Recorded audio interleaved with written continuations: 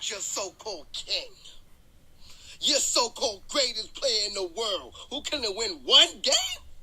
He couldn't win one game? Your king. This is a player we gonna say is the greatest player in the world. What you telling me he couldn't win one game? And we're not talking about the series here. We're talking about one game. Welcome back. Once again, it's on. Yes, sir. Shooting the Breeze podcast with Chef and Jeff. Yes, sir. Live in effect. Live and direct. So, we got a lot to talk about today, man. We got a lot to talk about. Had to leave some stuff off, actually. Yeah. But what a great week. Oh, yeah. Couple weeks, because I was on the vacay. You was out on your vacay getting your little cruise on. You know, getting dark. I can't blame you for that. Hey, getting the chocolate ready for the summer. You know what I'm saying? But I had a wonderful time. Delayed honeymoon. All right. Awesome. You ever been snorkeling? Snorkeling? Never. True. Never. You got to go one time. Like, was it like shallow water snorkeling, or was it like some 15, 20 feet? 15, 20 feet? Yeah. I don't know if I'd have done that. No, you can do that. You can do it because they give you a life jacket. Yeah. So you kind of float anyway, but you still have to like. So it's like mad fish and shit swimming around you? Oh yeah. Yeah, I don't know. I'll probably be good on that. Like they brushed up against your leg and shit? Man, I tried to grab one. Almost had one. You tripping, man. You tripping. I'm good. What? I almost had one of those jumps, dog. I had both hands on. That motherfucker just slipped right away. That shit could have been poisonous or something. Motherfucker cut the shit out your head. Nah, bro. Even if it would have cut the shit out of my hand, I'd been like, well. That's crazy. That's good story on that. to tell. Then you would have some tropical other. Matter of fact, that water probably would have healed you better than this shit. What? Talk about it. But anyway, yeah. So you guys heard that little clip at the beginning. So we're gonna hop right into it. NBA Finals or lack thereof. Definitely lack. Did you see all the games? I seen all the games besides the last one. There was no need for me personally to watch it. So I only seen game 1 and I think game 2. Okay. And they played game 3 actually on the cruise, like on this big projector. Mm-hmm. But I didn't watch. I was too busy doing other things. Oh, okay. All right. But once I seen they won. Actually, no. I think I was. Where was I? Where was I for game 3? I was on the cruise.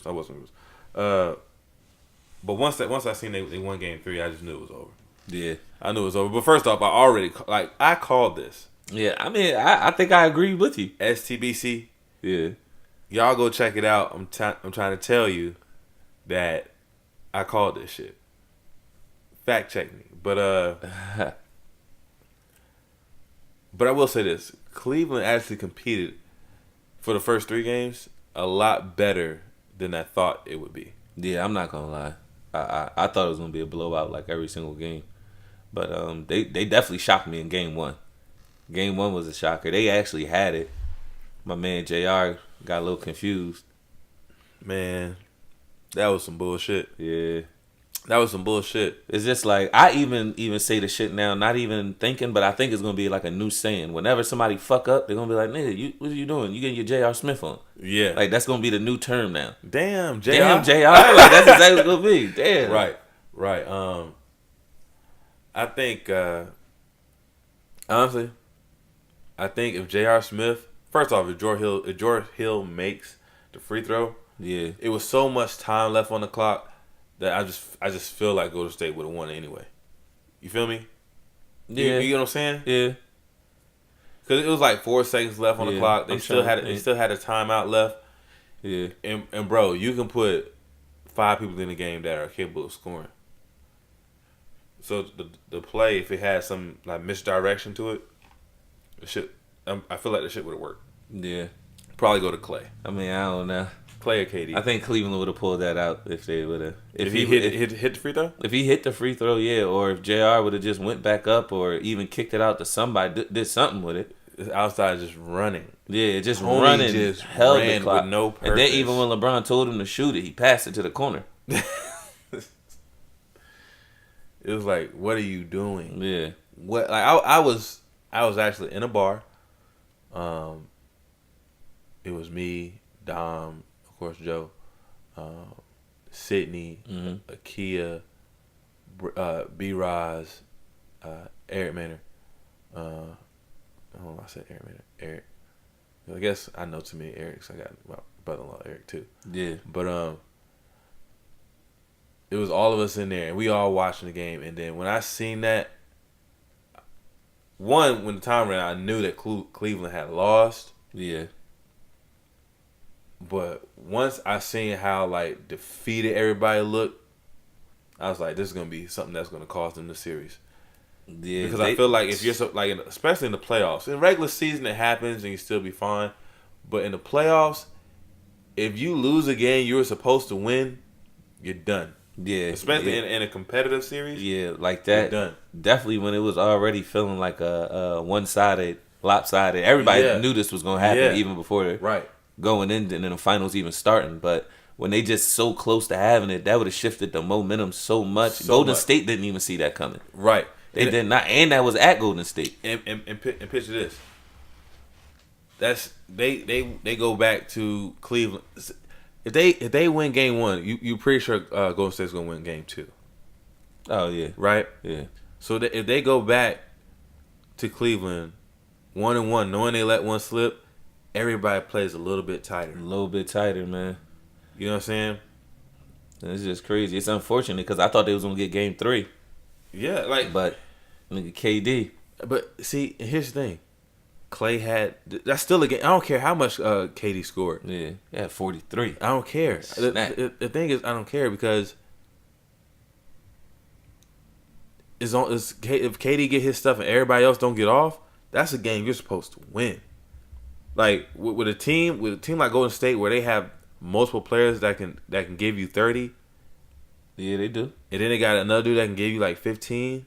And another dude that can give you like 15. And Steph Curry, Klay Thompson, and Draymond Green only totaled up like 30 points. You got to win that game. Oh, yeah, they got to win that game. You got to win that game. KD didn't let them. We going to get into Braun should have had that game sewn up. Because all he had to do was match KD. Hey, apparently he broke his hand. Or fractured it or did something to it. After game 1. He got his Omari on. LeBron, you supposed to be better than that. Better than that. Hey, don't. We'll get to that. Yeah, I know. So then, when they dropped game 3 and it was close like that, going back to Golden State. No, I mean, actually, it was still in Cleveland. But it's just like, their heart got crushed twice. Yeah. You know what I mean? Twice. I feel like once they lost game 1, they was like, dang, we just missed the opportunity. And they were like, well, they're probably going to come out. Who? You think Cleveland was just like, oh, damn, we missed out? Nah, nigga, that game 1 shot them in the heart, nigga. Yeah. That game 1, that was the dagger. I feel like that was the dagger. For real. I guess you're right on that. Yeah. I guess you're right on that. I feel like that was the dagger. But then maybe they played, didn't they play well game 2? I think so. Like, even game 2. Yeah. I think 3 was competitive, right? Yeah. Well, yeah, that's what I'm saying. So game 2 is competitive, but they're in Golden State. Yeah. But then when they come out at home, and their record is super good at home. Yeah. And they lose, and it was close. Bro, I knew they weren't gonna have no steam left. I knew they weren't. How could you? Yeah. Like, that shit was 2 of your best shots. Yeah. Like that's like with the straight and then the left hook, and he don't see him coming, and he just sit there and look you in the eyes like, damn. It was nothing. It was nothing for them to do. That's why I told you I didn't even watch game 4. Yeah. Because game 4 to me, it wasn't. I feel like I didn't need to watch it. I knew what was going to happen already. Exactly. I mean, and the Warriors, man. Like I wasn't a Warriors fan. Yeah. Before KD got there. You know what I mean? Because people annoy me. Like, people would just say, "Oh, Steph Curry's better than Jordan." People say shit like that. Yeah. So then it was just like, I was speechless, and I was just like, whatever. I'll leave it alone.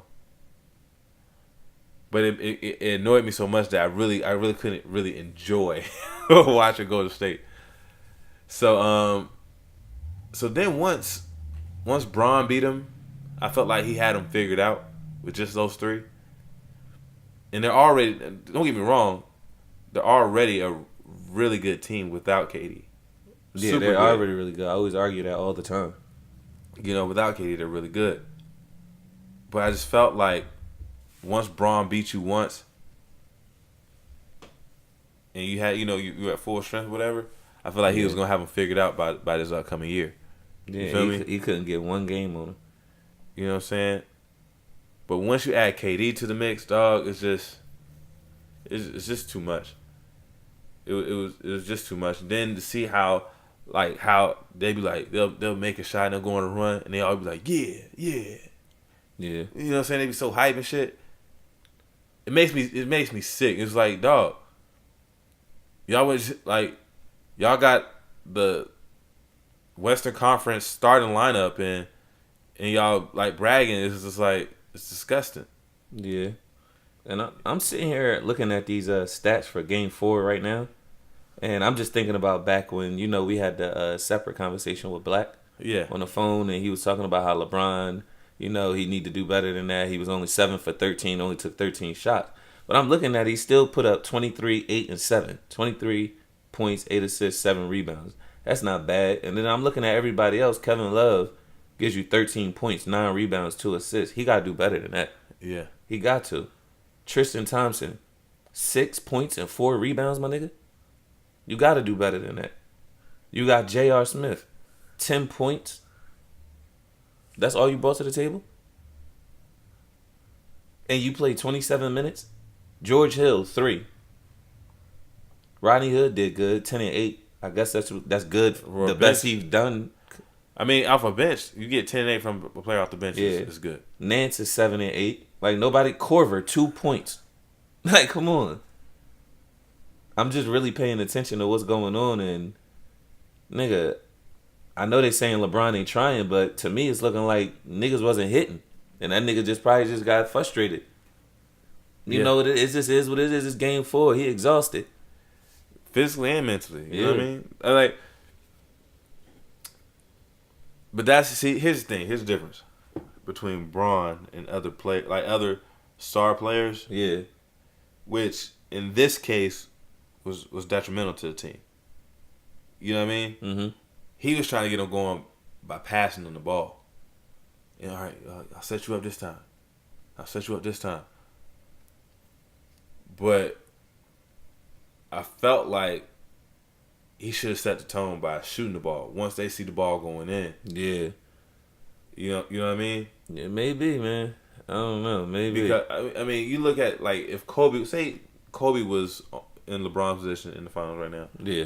For this particular situation, I felt like Kobe, if he seen that nobody was, like, really ready to play, Kobe would have tried to get them 81. Yeah. What LeBron had in Game 1, 53? 51. 51? Kobe would have definitely had a 60-point game this series. Yeah. Yeah, I'm calling that.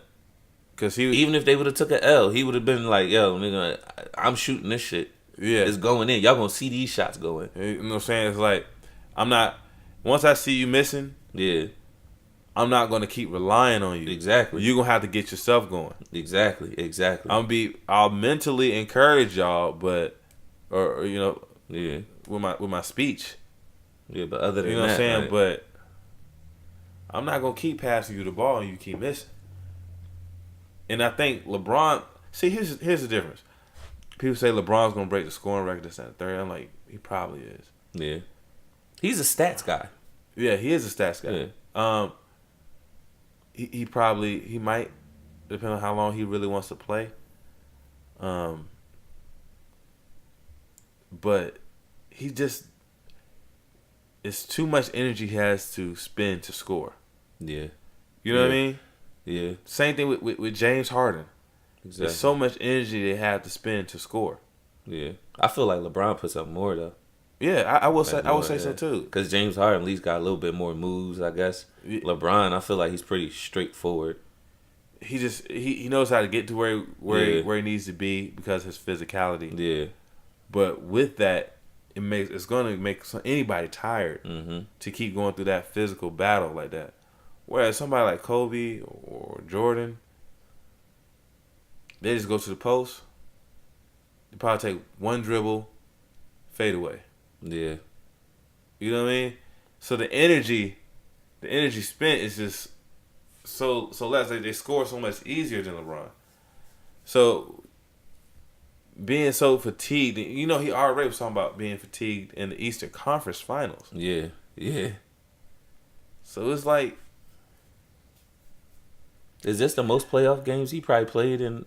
Like, yeah, it had to be. Probably so. I mean, back in the day when he was with the Heat, last year when they had Kyrie, they swept everybody, and then I think Toronto won 2. Yeah. But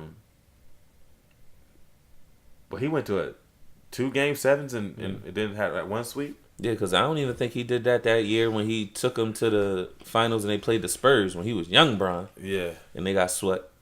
I knew that was happening back then though too. I don't know, man. It sucks. It sucks to be LeBron, but it doesn't. He'll be fine. So how many? He been to 8 straight finals, right? Yeah. And only got 3. Yeah, I think is it 9 straight finals. It's either 8 or 9. It's one of them. It might be. I think he's 3 and 6. Yeah, but I just feel like the comparison to Jordan's got to stop now too. Well, got to stop.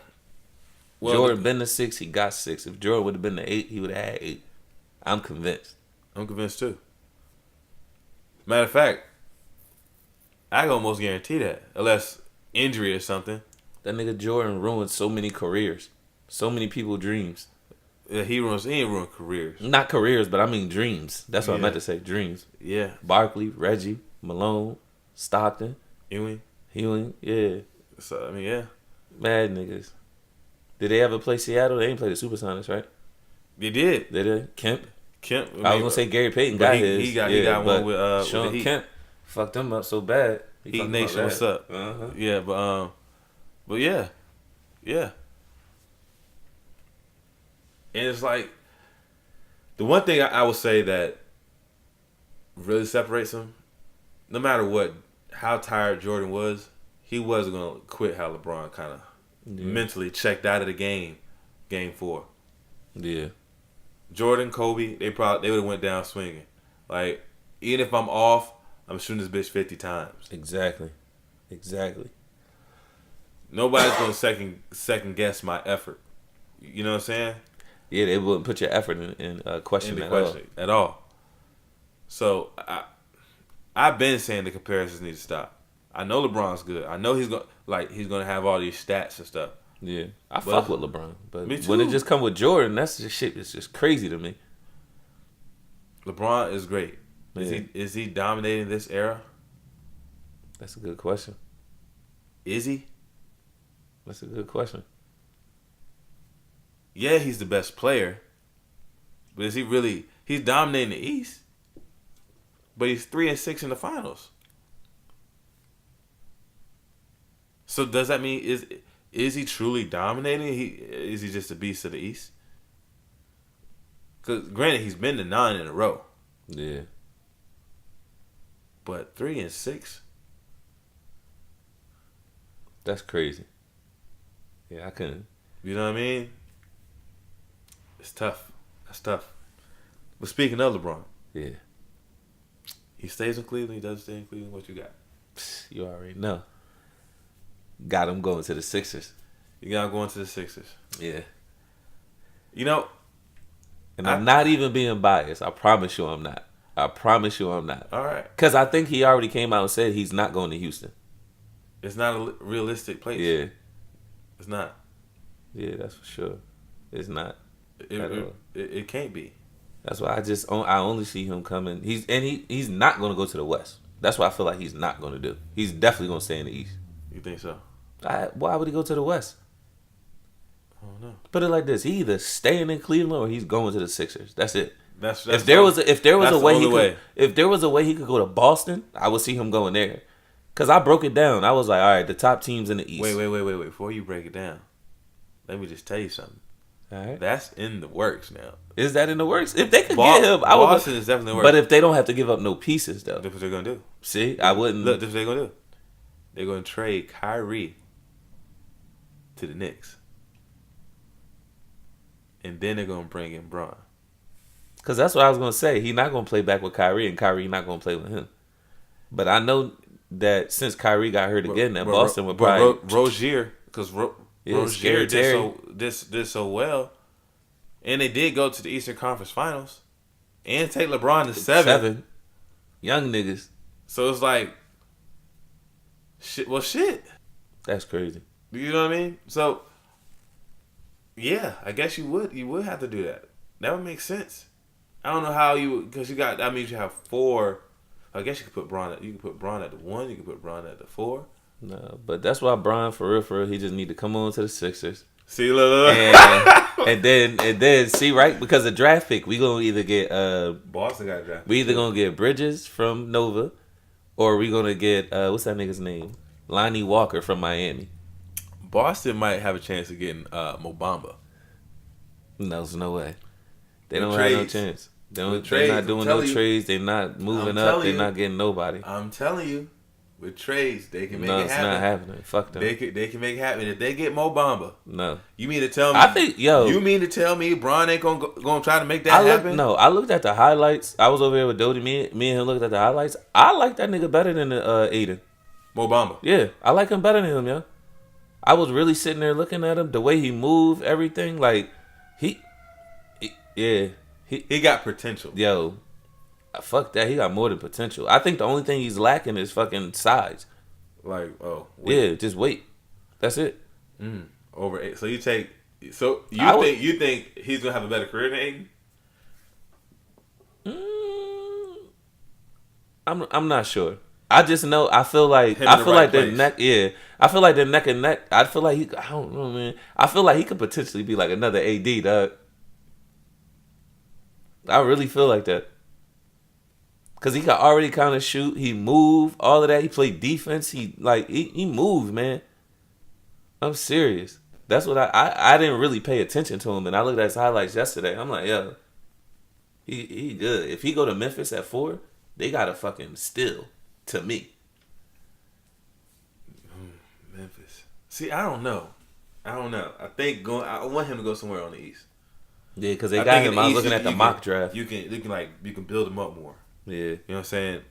Well, how many people? Well, see, the West don't really got bigs like that no more. Who like they got? Well, they got AD. Well, not taking it, they got AD and they got the best too. Yeah, AD and Cousins. The East, we got Dwight. Yeah, I guess that's how I'm saying right. Yeah, he do need to go to the East. He'll learn. He'll pick up a lot from playing Embiid. Yep.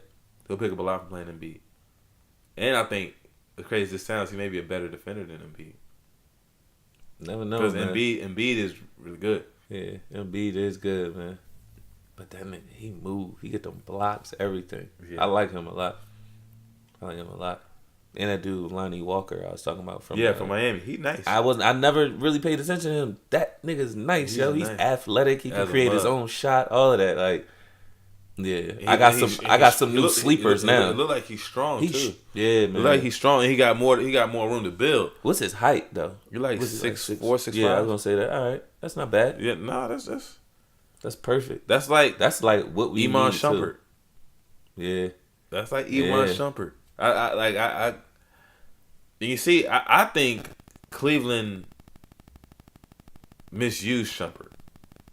Yeah, they did. Cause Shump's nice to me. His rookie year was his best year. That's the craziest thing to me. Well, it's not crazy because he went to LeBron's team. Yeah, it's not crazy. Well, no, he was with yeah. Oh yeah, and then he got hurt in the playoffs that year. He fucked up his ACL or something like that. Right? Something like that. Yeah. So yeah, his career, like he has an interesting career now that you think about it. Yeah. What team is he on now? What do he get traded to? He opted into $11 million, 2-year, $11 million contract. Oh shit. Or is it 1 year, $11 million? I think it's 1 year. All right. It's 2 million. That I think he probably deserve more than that. Yeah, because JJ got 22 for 1 year. Yeah, that was amazing. Yeah, that was Talk crazy. about getting off. Yeah, I think I don't know. He's out of Sacramento. I hate Sacramento for players. I hate it. I hate it. That's why I hope They haven't been good. I wish they since didn't Chris have a Webber. lottery pick. I wish they did. They got the number. They got the number 2. I know. I wish in the mock draft, either the dude from overseas, or Bagley. Yeah. Well, see, I don't know. I hate Sacramento right now. It's just like you never really get to see them play. I know. They need to change that shit, man. It's so whack. Shit's so whack. And it's just like, I guess it's because people on the East Coast, I mean, but I don't know. Sacramento just got to do better. Yeah, they got to do way better. Maybe change the colors or some shit. I don't know. They just need to rework everything. Yeah, do something. And I think they just changed the logo some, but maybe it's just the purple and silver. Like, nobody's, I don't know. Nobody's interested in that shit. But yeah, I don't know. I don't like that. But I think LeBron's going to end up going to Boston, or he may even go to the Knicks. Nah, he's going straight to Philly. Brotherly love. Bro, I'm just giving you options. Nigga. Because you saying Philly. And it may be. I'm trying But to tell you, man. if he can get Paul George or Because we Kawhi don't lose Leonard, nothing. We don't lose listen nothing. to me. And the only time we'll lose something, and we got the chance of getting Kawhi. That's the only time we'll lose something. What? We'll give up probably Folk, Sarge, and something else. Maybe a pick or something. Yeah, but Kawhi being there, that would be. That's what I'm saying. That would be nuts.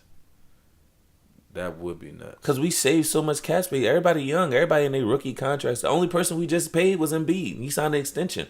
So you always get the... They not maxing out with the extension. They still getting paid good. You getting taken care of. But it ain't maxed out dollars. Yeah.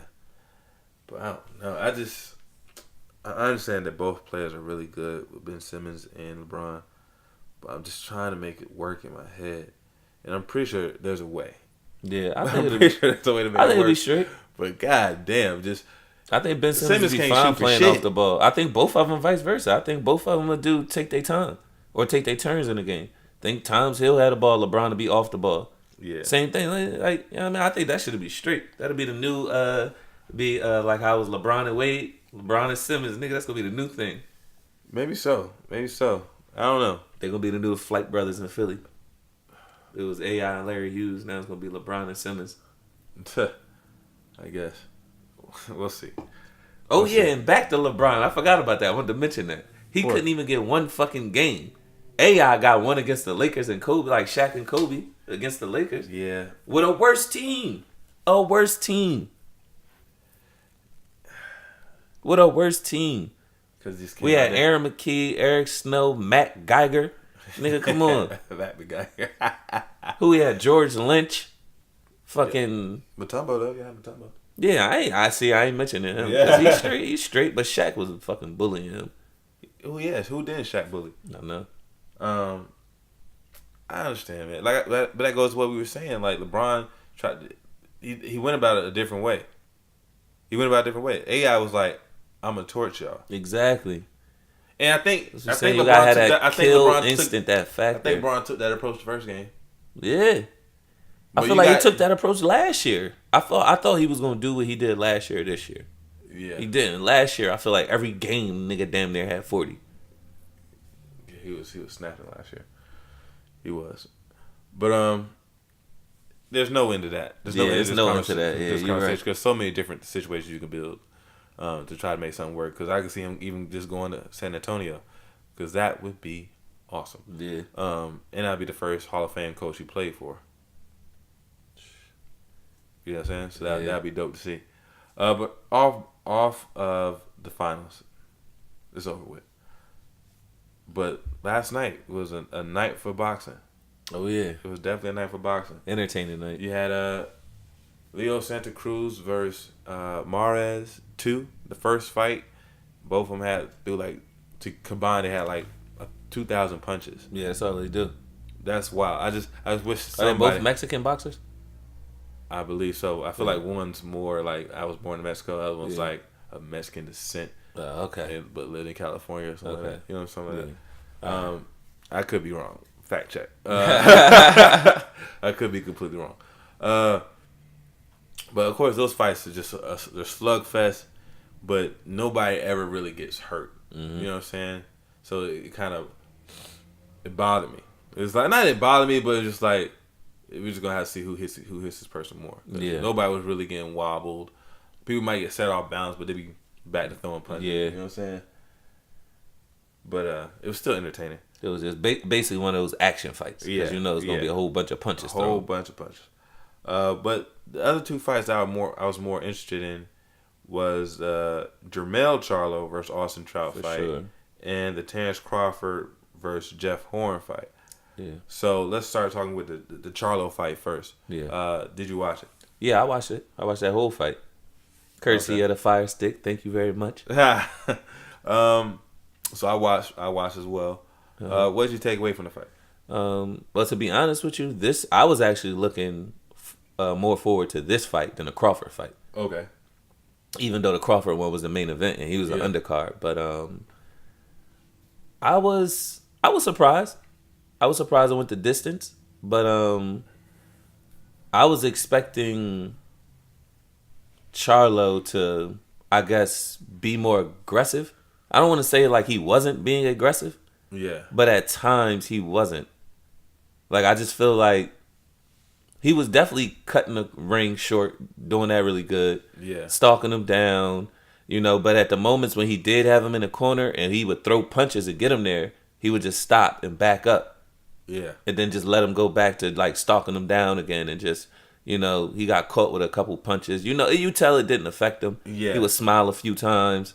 Yeah. Things like that. But I don't know, man. I was just really shocked with the distance. I thought he was going to get him out of there probably in like the 8th round when he got like tired. But he didn't really show to get tired, Trout. Okay. Well, I was shocked to win 12 rounds as well. However, I think it still shouldn't have. I think Austin Trout fought very cautiously. Yeah, he really did. I think he was aware of Jermell's reputation and how he's been fighting as of late. He was so defensive that he rarely got his offense off. It was like the first 6 rounds. It was like, what are you doing? Yeah, you know what I mean.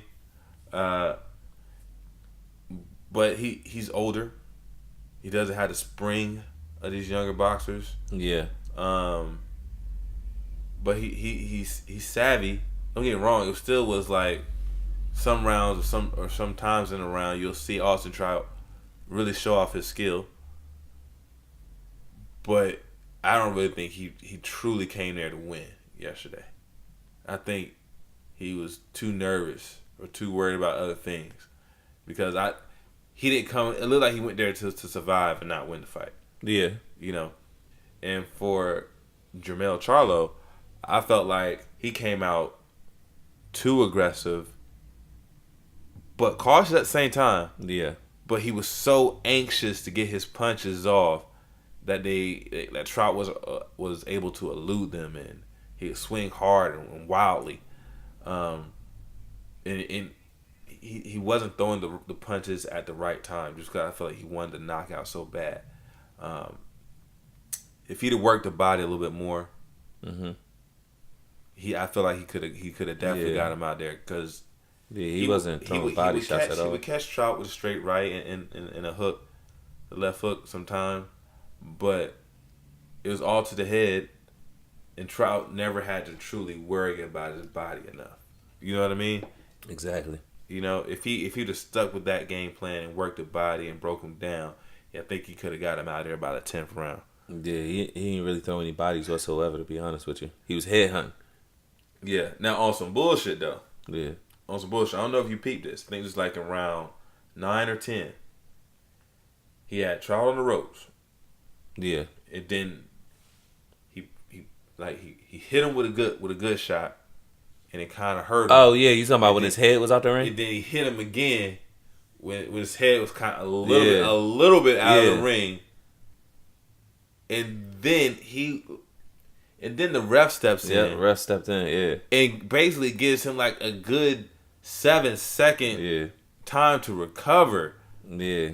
I was he hit him when his head was out the ring. And then by the time he stopped it, Trout had took like 4 steps away from the rope already. Yeah. Like, why are you even? What are you even doing? Yeah. Like, what was that? I felt like that was his time to get him out of there. Yeah, that was the time. I actually forgot about that. Because he was hurt, visibly stung. Yeah. And Charles was about to hop on him. Yeah, he was. Because he was open, boy. He was open. All of that shit was open. And the ref just hopped in there real quick. Yeah, and it was like, what are you doing? I'd be pissed at the ref. Yeah. Not Zab Judah pissed at the ref. But I'd have been pissed at the ref. I'd have threw a glove at him or something. You know, Zab Judah. You remember when he got hit by Kaz Kazoo and got knocked down in the second round? Mm-mm. You remember when Zab Judah got knocked down and had the chicken legs? Oh, that joint. Yeah. I seen that. He after that fight, he was so mad that the ref stopped it that he put his glove all in the ref. Yeah, I seen that. Punch him and shit. It was wild. Why was he mad, nigga? You was out there doing the fucking that. What's that? Where did you come from? Where did you go? Where did you come from? Cotton Eye Joe. Nigga was out there doing that dance, nigga. But the thing is, he just tried to get up too quick. Like, he got knocked down. It was like, hit the ground, pop, I'm up. Yeah. Where he should have took his time. Took a knee. Yeah. Got stand up on yourself the 8 together, count. yeah. Stand up on the 8 count. You could have recovered from that. And, because I feel like he was outboxing Kyle Kazoo for the first round. Or he did outbox him for the first round. And more so, even in the second round. But then he just got caught with that punch. Yeah. And it changed his life. Yeah, I feel like changed his career. I feel like he probably just popped up so quick, like, oh shit, I'm Zab. I ain't supposed to be down. Yeah, like, and just got the fuck up, like. But it ended up making it worse for him. But Get yourself together, man. Get yourself together. Ref, you got to do better than that, man. Everybody wanted to see a knockout, and that was the opportunity to get the knockout, and the ref saved Austin Trout unintentionally. Maybe it could have been intentional. He probably bet on the fight. Yeah. Charlo still got that dub, though. Charlo still got the dub, but yeah, I wanted him to really go out there and put him keep out. that knockout streak going. Yeah, I want that would have for sure got him a big fight. And you know Earl Spence fight this weekend. Yeah. Tuned in. Yeah. So to the second fight, the Crawford and Horn fight. Yeah. Now, what made this fight so special was because it was kind of weird how it came up, how it came apart. It was almost like it was set up in a sense. Yeah. Because Jeff Horn fought Manny Pacquiao. He tried to make the fight ugly. And I guess he succeeded with doing that. But Pacquiao won that fight. Yeah. Like, it was like when remember when Timothy Bradley beat Pacquiao the first time? Yeah. And everybody was like, huh? It was like one of those. Yeah. So it was like, huh? How did that happen? So then he decides to fight Jamal Crawford. Now Jamal Crawford, I think he's a before this fight he is a two division champ. 135 and 140. He moved up. Yeah, moved up. 135 champ and 140 champ. I think he unified at 140. Decided to move up to 147 and gets the title fight right off the bat. That's crazy. Against a guy who really shouldn't be in the position that he's in. Yeah, he really shouldn't have. So it's like, how did this happen? How did this even come about? And Crawford is skilled from a southpaw stance or orthodox stance. He's long, athletic, can move, and has some pop to him. Yeah, he do. Right? Yeah. Compared to Jeff Horn, who's I guess he's kind of awkward, but don't really have no true knockout power. Yeah. Don't really have multiple ways to fight. Yeah, he only got one style of boxing. And I'm just like, this is lopsided. Jamal Crawford's gonna kick this guy's ass. Yeah, I feel like a lot of people seen this coming. Yeah, that like really know boxing and pay attention. They knew this shit was coming. He whooped his ass. And like, he whooped his ass from like he even caught. I think Jeff Horn caught Crawford like once in the first round. Yeah, but then it was just like he just picked him apart. It wasn't as bad as Floyd Mayweather beating up Gotti though. That's the worst ass whooping I've seen. Yeah. Or when Pacquiao was still in the steroids and he beat the boy Margarito. He whooped Margarito ass. For real. Yeah.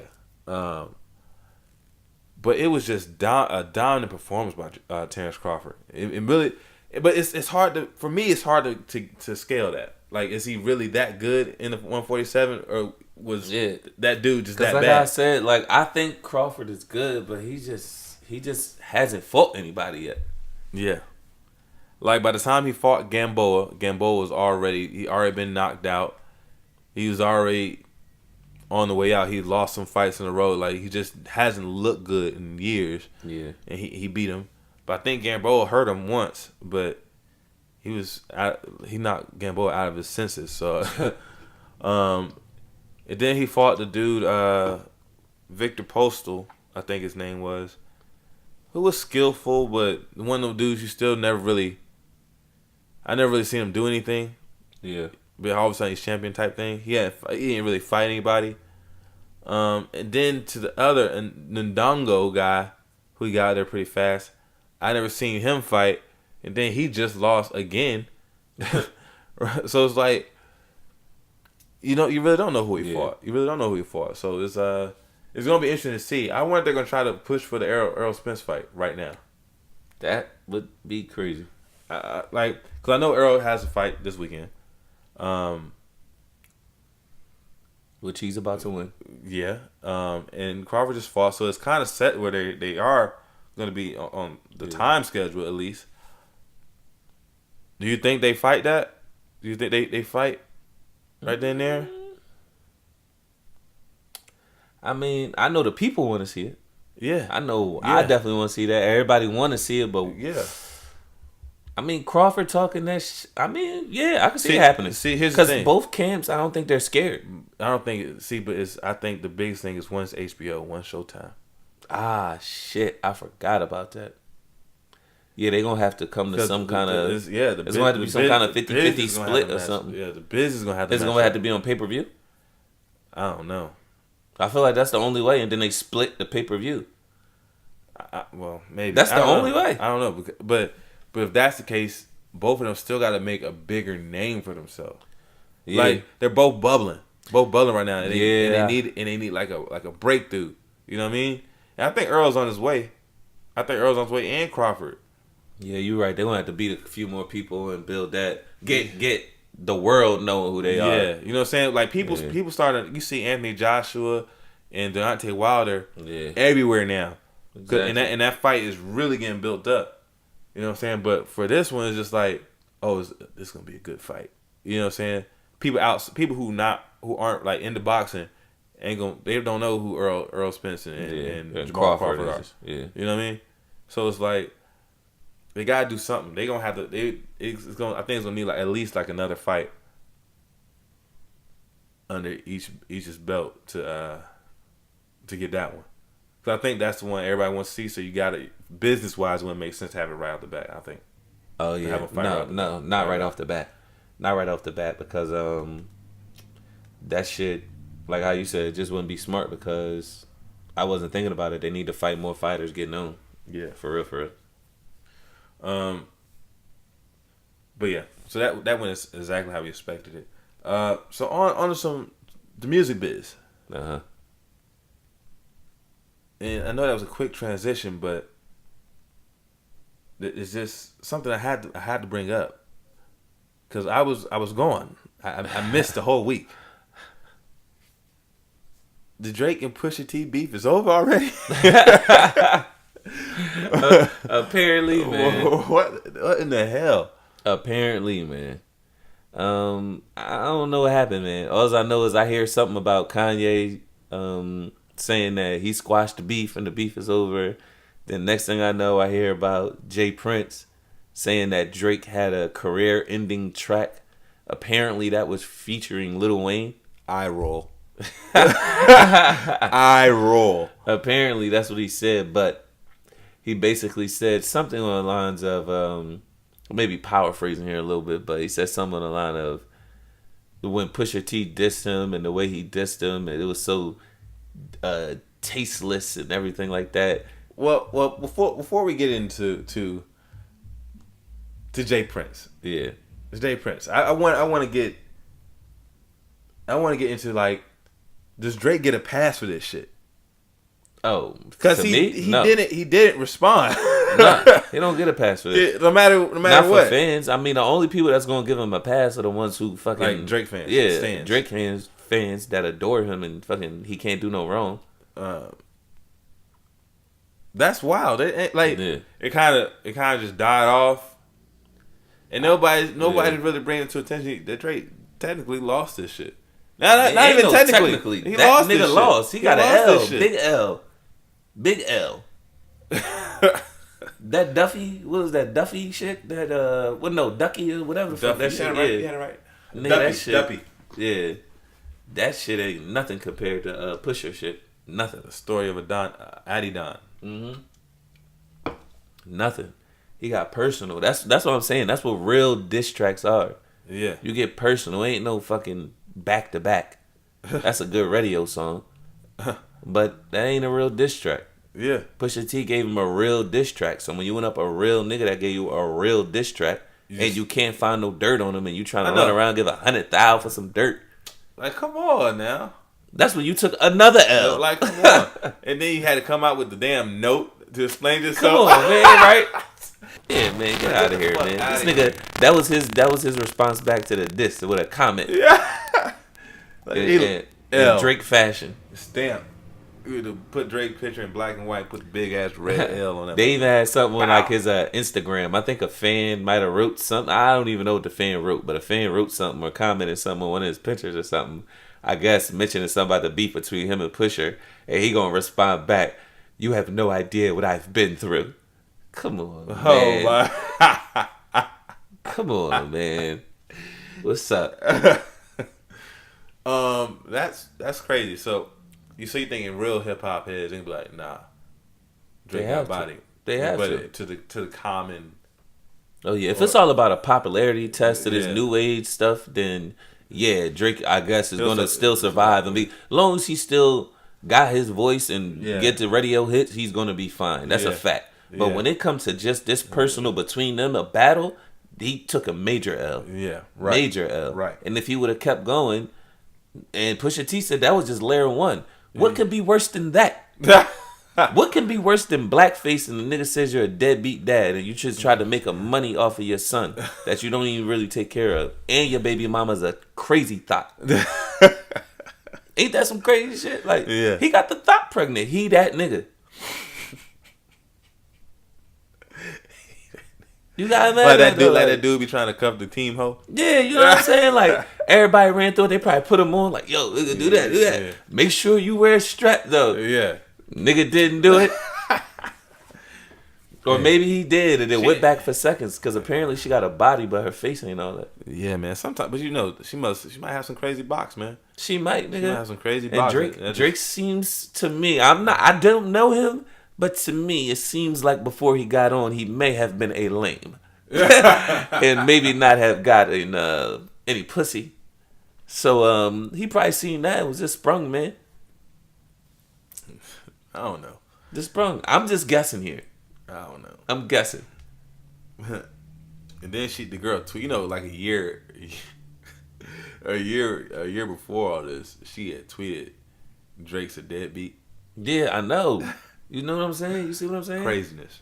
It was even somebody else, I think, that said some shit like that. I don't remember the chick, but somebody else said something where they was like, don't let Drake fool you. He's not the nice guy that he portrays to be, like the image that he puts out there. Oh, well, I imagine. The whole thing seemed fake. Yeah. And I can't get behind anything that I don't feel is authentic. Yeah. So, therefore, I never been a Drake fan. You know what I'm saying? His reggae songs come on in the club. Yeah. I'm gonna shake my ass with my wife, and that's gonna be it. Yeah. But as far as this hip hop shit, it's just like whatever. Yeah, that hip hop shit is dead to me. Like, he might as well just be a reggae Drake now, whoever style he want to steal next. Yeah. But you're right. So in my book, he takes L. Your book, you take an L. But let's just talk now. Let's get back to Jay Prince, the Jay Prince factor. Yeah, man. Of him telling Drake not to respond. Yeah, and then make it kind of alluding to he'll kill him or some shit like that. Yeah, because he said something about him responding how Pusha did, talking about his mom, dad, all of that stuff, child, all of that. That was like a pig / like hog mentality, and we don't hop in there with pigs and pig pens and stuff. Because he was like, at the end of the day, pigs and hogs get slaughtered. You know what I'm saying? Saying shit like that. Yeah. So, he takes it on the line like, oh, what, you won't. Like, yeah, I took it at when he said it, everything else was fine. Like, oh, pig pen, all of that. Yeah, all right, you can say all of that. We don't scoop to that level. That's cool, whatever. I didn't agree with it, but it was like, whatever. But as soon as he was like, oh, at the end of the day, everybody know pigs and hogs get slaughtered. That's why I raised the eyebrow. Like, oh, what you trying to say? Like, you kill this nigga or something? Like, yeah. That's what I took from it. I feel like that's what a lot of people probably took from it. Yeah, and when you known for being who you are, Jay Prince, he known for being a street nigga. And then the nigga Jay Prince got text messages to his phone saying keep Pusha name out your mouth. Oh, word? And they sent pictures or they sent addresses of where some of his family lived. Oh, damn, that's crazy. I ain't know about that one. Well, yeah, that happened on Breakfast Club. I think that they had he had told Charlamagne and them about him receiving text messages. He was saying like, I get all that, but I'm not the one to be coming at like that. Oh, all right, yeah, I actually ain't watched the whole Breakfast Club interview. Yeah, so it definitely could turn into something. Yeah. But I think that it's probably going to be ended, be deaded. I think they're gonna try to work it out before anything really get popping off. Yeah, I mean, I wish Jay Prince ain't step in to say something, because I feel like this does give Drake a pass. Not for me, but his real fans. Yeah, who believe anything. Yeah, they're gonna believe anything. That's gonna give him an excuse. Like Jay Prince claiming that he had a career-ending song. Yeah, is just great publicity. That's just fucking a great media stunt. And that's what everybody gonna say. Well, he had the song, but Jay Prince told not to pick it up. Though? Nope. Bet you shit never exist. That's what I'm saying. That shit probably never existed. And if it did, it probably was just like, okay. Like, whatever. You know what I mean? So it's like, I don't know. It was just whatever on that one. I just hate that I feel like he is going to get a pass, even though he doesn't deserve one. Still took an L. Still major L. Still took an L. No matter what, he took an L. I really want to hear what Joey had to say about it. but yeah, major L. So on to one of Pusha T's stablemates, or I guess his boss. I don't know. I don't know how you want to work this. Yeah, right. Kanye West. And this is something we talked about numerous times, but just recently I feel like we should talk about it again on air. Mental health. Yeah. Now Kanye kind of gave us a glimpse when he was doing his rants into his mental health and stuff that he was dealing with and what he was doing, medicating himself. Yeah, medicating himself, shit like that. You know what I'm saying? To feel better. How do you feel about the state of mental health in the United States right now? The state of mental health? I mean, I feel like we have to find... See, for me, it's different. I feel like it's more of a topic now and everything like that. I feel like people are being aware to it. But with that being said, it being, I guess, more popular now, I guess the thing, I feel like there's a lot of people who are using that as an excuse now. Yeah. They use that as a crutch. So that's where it's just like the my thin line between that when it becomes with the mental health, because it's just like, I don't know who's fucking really crazy and who really is got the fucking problems. Yeah. Like, it's hard to tell now. Yeah, I feel you on that. Self-discipline, Yeah. is important. Is just as important as your mental health, but it's hard to just say, oh, you don't have mental issues. You know what I mean? But to put it like this, Kanye said the pills and all of that. You gotta think about it. He was doing on them rants when he was on them pills. To me, that's not a mental thing. The nigga was high as shit. When he sober, he regular. Well, you don't know if he's regular. He's probably taking it because he's not regular, which makes him even But weirder still, in the motherfucking first place. I don't know. He probably wouldn't say the shit if he wasn't on that shit. I don't know. Like, I really don't know. That's what I'm trying to say. For me, it's a thin line for me. Okay, so for instance, maybe he wouldn't say this stuff and he'll bottle it up. Yeah, and then just explode one day. Yeah, I feel like he still do that now. but explode. Maybe what about like suicide type things? Yeah. No, we don't need none of that. We don't need any more of that. Because it's been a lot going on with celebrity suicides as of late. Yeah. Are you familiar with Kate Spade? Who? Kate Spade. Now, Who ladies is that? and What gentlemen, is that? we do have Rellington over here in the studio today. Wagwan. Hey. Rel is a friend to the show. But Kate Spade, you're not familiar. Nah. Rel, are you? Yeah, man. Bitch can make a handbag. Handbags off the chain. Oh, word. Disrespect. My wife knows about this stuff. I always give her some Kate Spade. So I don't know about before, but it seems as of especially About that. the last 3 or 4 years, her bags Like, took off, right? stocks have been like going up. You know what I'm saying? On Monday, Tuesday, Wednesday, Thursday, Friday, Saturday, Sunday. So just recently we discovered that she committed suicide.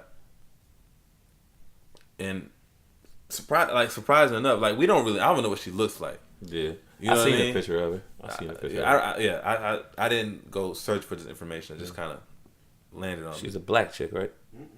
She not? Nah. Oh. What's a white lady? Oh, Nigga, shit. Nigga, what picture Maybe did I you look haven't at? seen the picture. I was looking at some different shit. Fool. But yeah, so she commits suicide, and a couple of days later, and I'll make sure I don't know if I pronounce this right, but Anthony Bourdain, Oh, yeah, the food dude. Food God. Yeah. he just committed suicide, Yeah. right? I heard he hung himself, right? Or something like that? Second person. They both on themselves. That's crazy. If that don't seem like some cult stuff in a nutshell, but that's it's really crazy. You know, these celebrities, they make good money, I'm assuming. Yeah. I don't think that they'll be in some type of money crisis. You know, you think, you know, you get money, you got everything, but it seems like I don't know, but it just seems that a lot of celebrities are killing themselves now. Yeah, man, because this money bring demons. I mean, Bring out different sides of people that Yeah. their loved ones and shit. So yeah, it's it's a different ball game when you start getting that money. exactly. I think now I've seen money change people who get the money. I have Exactly. seen it. I've seen people change who are around people that have the money. Yeah. I see more of that. And of course, you're one of them. We ain't Yeah. got no riches like that. Yeah. But I do kind of think it's like a catch-22 thing because it's a really cause and effect thing because I think both parties change. Yeah. Yeah, you're right in that sense, I guess. Both parties because you're not gonna just everything like something change. People start treating you differently. You're not gonna be treating them the same way you were before. Eventually it's gonna cause an effect in you too. So, but that I guess that ruins relationships. I guess that makes people feel alone in situations. I guess that can cause depression. So yeah, I mean, Yeah. Yeah, I guess that factors into like the mental health things. Yeah, for sure. I mean, I don't think people who are in a good state of mind to go around killing themselves. Well, not just Ever. I don't think anybody killed themselves that was in a good state of mind. Like, you know what? To smell the roses and then bang, shoot themselves. Never. Yeah, Never have I ever. It's crazy sometimes. I never get it. I never get the reasoning why of it. But we talk about this too. I also believe that social media plays into a lot of mental health issues. Like from online bullying to like you gotta think about it. Like think of somebody even like we can break it down to a local level and to a star level. Let's start with like a local level. You can be put out on social media so many different type of ways, and like your business just be out there, and everybody knows. People you don't even know identify you by something that was put on social media. Oh, that's the girl that was on Snapchat sucking dick. Where? You know what I mean? So it's a lot. There's a lot to handle. You know, and that's just in your own town. Yeah, because you could easily be taken for something else on social media. Social media is like, it's a gift and a curse at the same time, man. I agree. It's a gift and a curse. I feel like it gives people too much access to you. All the time. All the time. Well, because I feel like now that's about marketing yourself, but that's the new way of marketing yourself now. So it's like you have to do those kind of things. You gain if you win it for the dollar and all of that, people do that. Like J. Cole to me, he don't strike me as a guy who's in this entertainment business for $1. Well, I don't think so either. Have you seen the shorts this nigga's been wearing lately? That's what I'm saying. He just chill. He ain't really on social media and shit. It's just he chill. He relax. So I feel like it's just all what you want to do with it, man. That's right. But still, now let's go to somebody like LeBron James. Yeah. Right? He's a brand.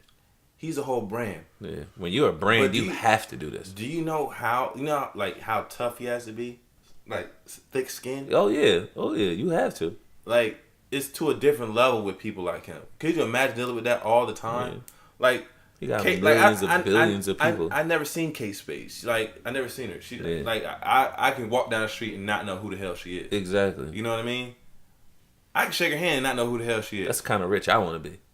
Right? But it's like, and she committed suicide, right? Mm-hmm. And it's only like, yo, what was going on in her life to make her that? Was it just the deadlines? Was it, like, what was it?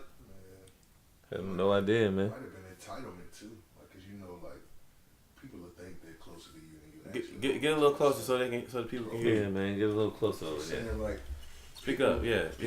People will like, you know what I'm saying. The sense of entitlement is crazy. Like people will hold you in regard, like they think they're closer to you than what you hold them at. You know what I'm saying? So it's like somebody may run up on you that's expecting all of this from you, and you looking at him like, I don't even hold you like I don't even look at you like that. So like when people get famous, all that entitlement and bullshit and pressure that they get from people that's not even that close to them, that think they're close, that's a whole nother element of pressure in itself. You know what I'm saying? So like her camp, like I know for her, like them handbags took off. I don't know how long she's been doing it, but like I can only imagine how much pressure and type of stuff that she was getting. Like, you know what I'm saying? You can't really your life to people don't care about your life when they see something that they want. Want, I agree with that. They don't give a fuck about you. You know what I'm saying? Yeah, what you going through, the stuff that you going with your daughter. Like her problems weren't important to the people that wanted something from her. Yeah. So that was probably driving her crazy. Like, yeah, you trying to talk to you. I'm trying to talk to you about life, and you worried about sales. Quick, you know what I'm saying? Quick interjection. Yeah. Big Crit had a song talking about this. It's called "The Price of Fame." He actually has a line in there where it's like Justin Scott dresses as Big Crit inside screaming, "It's really me." Think about that. So it's like once you get to that level, and Crit is known. They wrong. He known. Yeah. He's known. He's popular. Right. But you can like, but LeBron James is at a completely different height of stardom and fame. Right. And if Crit is feeling this type of way, could you imagine like the stuff like LeBron James has to go through, and the bubble he has to live in? I was just about to say, you don't see much of LeBron's home life. You catch him in the gym. Yeah. With the players, you don't even see his family unless somebody else is taking a video. Yeah, unless he had a son game or something like that. Yeah. That's another element too. Like if you're gonna do this social media thing, have a personal page, you need to keep it professional. Like too many people let too many people into their lives. These fans think they know these people. You know what I'm saying? Like I think that's it's crazy. I agree. I think, but that's what I'm saying. Social media is such. It's like an elevated level of pressure that people didn't necessarily have to deal with 30, 40 years ago. Exactly. That is added pressure. That social media just gets. I think that's what actually started getting everybody to imitate each other. To be honest with you, I feel like once the internet took off and one wave became popular, then everybody was just like, "Well, fuck it, I'm gonna just start riding with that." And that's what I just feel like the new trend now is. Everybody just copycats. Everybody used to have different styles, different sounds, just in everything too. I'm talking about all around the world. I mean, people down south used to dress different than people up north. I feel like I could be up north now, come down south, niggas is dressed damn near the same. Everything's the same now. Well, not necessarily. Not all the way to the T, but it's similar. Like it ain't crazy off like how it would be back in the day. It would be completely different styles. Yeah. Completely different. To be original is to be weird. Shit, yeah. We might fuck around and use some of the same slang words now. Yeah. Like, the shit's crazy. Culture vultures everywhere. Yeah. Like son, money. That's up north. Yeah. Cuh. Bo. That's down south shit. I ain't heard Bo. You never heard that, but you know that's down south shit. You know what I'm saying? I don't know what they do out the West Coast, but I bet it's different too. But now, like even with the whole I even crazy, know bruh. The first time I heard that was down south. Everybody use that shit now. That shit's just worldwide to me now. Yeah, you're right. Yeah. Just like the whole blood thing, like Bracken, all saying stuff like Bracken, Brazy. Stop saying that. I say that a lot. Yeah. Stop saying that shit. Because I like that. That's a West Coast thing. Mm-hmm. Yeah. The whole Crip and Blood thing was West Coast. YG made that shit poppin'. Yeah. Boy, did he ever. Still brazy. What a good album. But yeah, so I also think that this kind of conveys with the same issues of people going to schools and shooting up schools too. Yeah. I mean, it's whatever you see and whatever they, I guess, just put everywhere and you see, people are going to do it. They're going to do it. That's why certain things, you know how they don't put everything on air? That's some shit they probably shouldn't put on air. Because that's just going to motivate somebody else. Like how you said, it go back to that mental health. Somebody might see that, get them an idea. Yeah. They not stable. They not right. Yeah. They just see something and they see something doing it and I don't know. You're not right in their head, so they go ahead and do it. You know what? I try to put myself in people's shoes, right? So that they can understand. So I can try to understand. They can try to understand where I'm coming from. You know what I mean? But I try to do this with a person that goes to school and shoots up school, right? Or does anything that's like crazy. Shoot like the whole Vegas thing at the country concert. That shit was crazy too. You know what I'm saying? So I try to think like, why would people? I agree with you in a sense with that too. Yeah. I agree with you in a sense. You about to tell me you about to get to the roof, essentially. Was he on the roof or like? No, he was in his room. He was in the room. He was like in the middle, kind of. Well, it was on a 3/3 and higher, but he was in his room and just out the window. He bought two rooms next to each other. Yeah. But even with that, I think when they promote it, it's like somebody's always gonna remember this man. They're always gonna remember this. His name is gonna be written in history. Exactly. And some people might have a crazy way of thinking, like, damn, what's life? What am I here for? Am I here to be remembered? Yeah. I don't have nothing. I gotta go out with a bang. I want to be remembered for something. Right. They want to be remembered for something. That's why I say these people looking for a purpose, just because. That's why certain things to me, they say history. Like I was talking with somebody where they said they had like the slavery museum and shit like that. Mm-hmm. And I was just saying like, all right, it's good. I guess it's history and shit. But why? I feel like when it's in the museum, is it teaching us something? Or are we showcasing? Are we glorifying it? Like that's what I know. It's not meant to be glorified. But when you put it up there, like that shit to me is not history I really care for. You know what I'm saying? Like even we got Holocaust museums and shit like that. Why is that? That's something you should really Holocaust. Whatever it's called.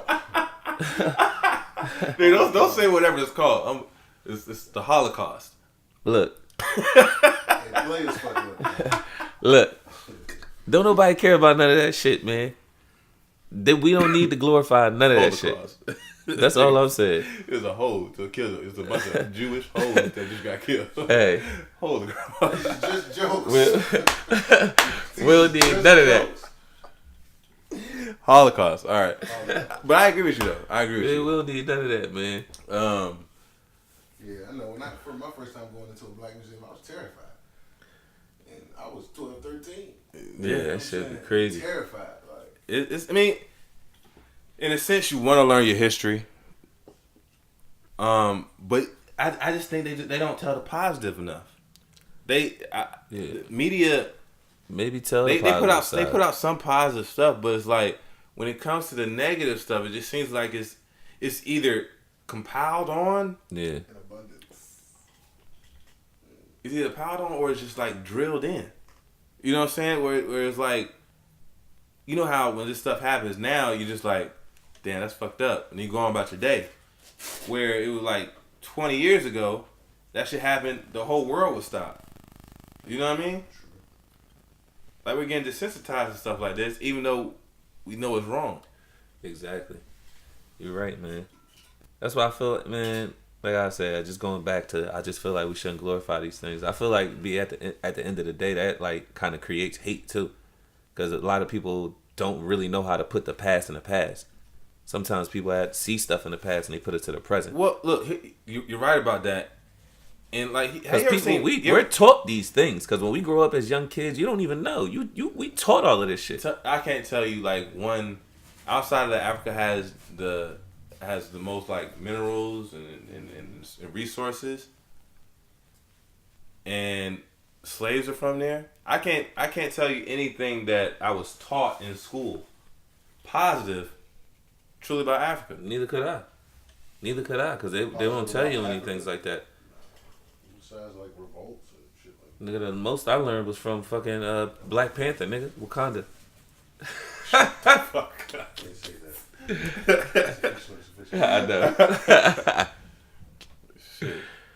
No, but dead ass serious. I mean, I know I got a couple of friends that are from Africa and shit, but I never really got deep down in conversation with them about like how it is over there and, you know, what's the positive of it and shit like that. Which makes me really think now, why have I never done that, to be honest with you? Mm-hmm. It's weird, man.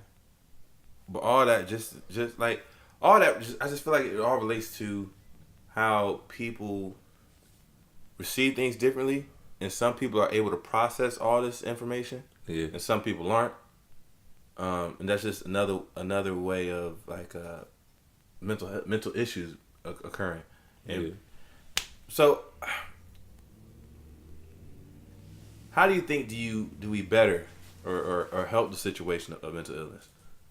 I don't know. Really need to sit down and evaluate these people who we really think need help, and if they come to you help, instead of just writing them a quick prescription or something, which obviously isn't working. Obviously, it's not working. It doesn't stabilize them. It doesn't do anything. It seems to intensify it. So I feel like it just needs to be people that evaluate them. Literally have real people in front of them, questioning them, evaluate them. You have to. Just like how they do somebody if they go through a prison to see if they psych or not. Kids, if you in high school right now, this is the perfect time to get in psychology. Yeah, real rap. Get your start planning on being a psychiatrist or something like that. Because I feel like the business is gonna be booming in the next 10 years. Yeah. Well, I think as long as they could keep writing prescriptions, then nah.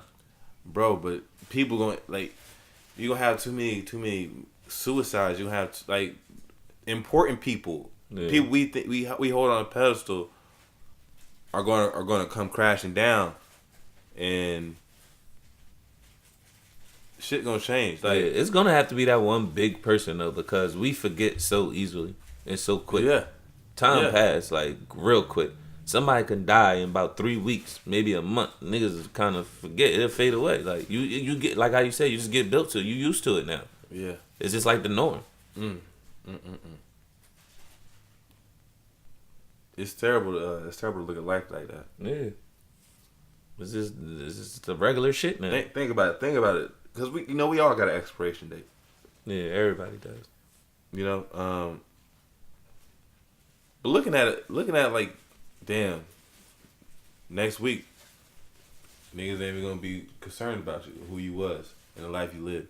Somebody will. It just won't be as many people. Yeah. Yeah, but I'm saying though, I feel like some people feel the opposite. I don't know, man. People start questioning their importance to people or to others. Yeah. That drives some people crazy. If you don't, I don't know, man. I guess it also depends on who you got around you, man. Yeah, I was gonna say it's not all on the person, like who they came up around, who they hang around, what they see every day, all that shit play a part. Yeah, that definitely plays a part. That's fact. Definitely. Like your surroundings and shit.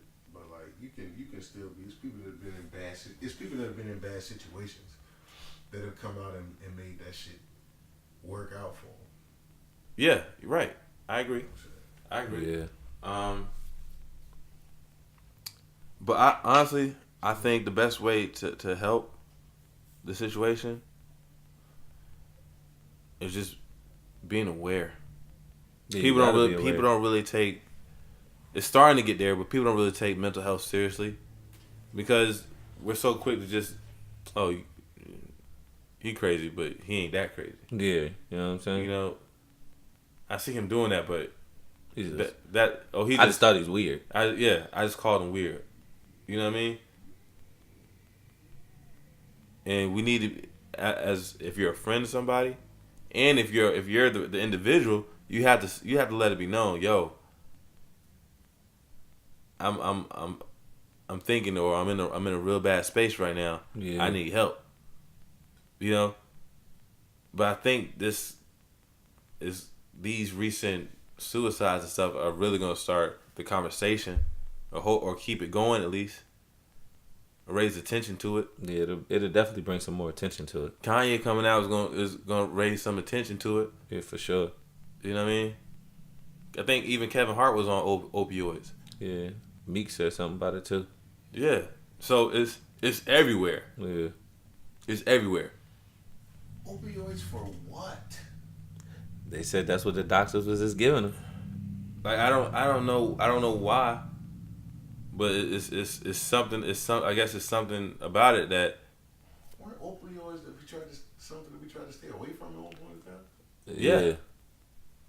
They never do no shit like that. That's what I'm saying. Nigga, I don't take no pills. Man. I don't even do no Tylenol. I try not even take Advil. I don't take Robitussin or none of that shit. You can ask any nigga around here. I hesitate to take a fucking cough drop. I'll take some allergy medicine though. Nigga, I don't take nothing. Nigga, I'll ride it out. Pause. Yeah. Pause. Yeah, wow.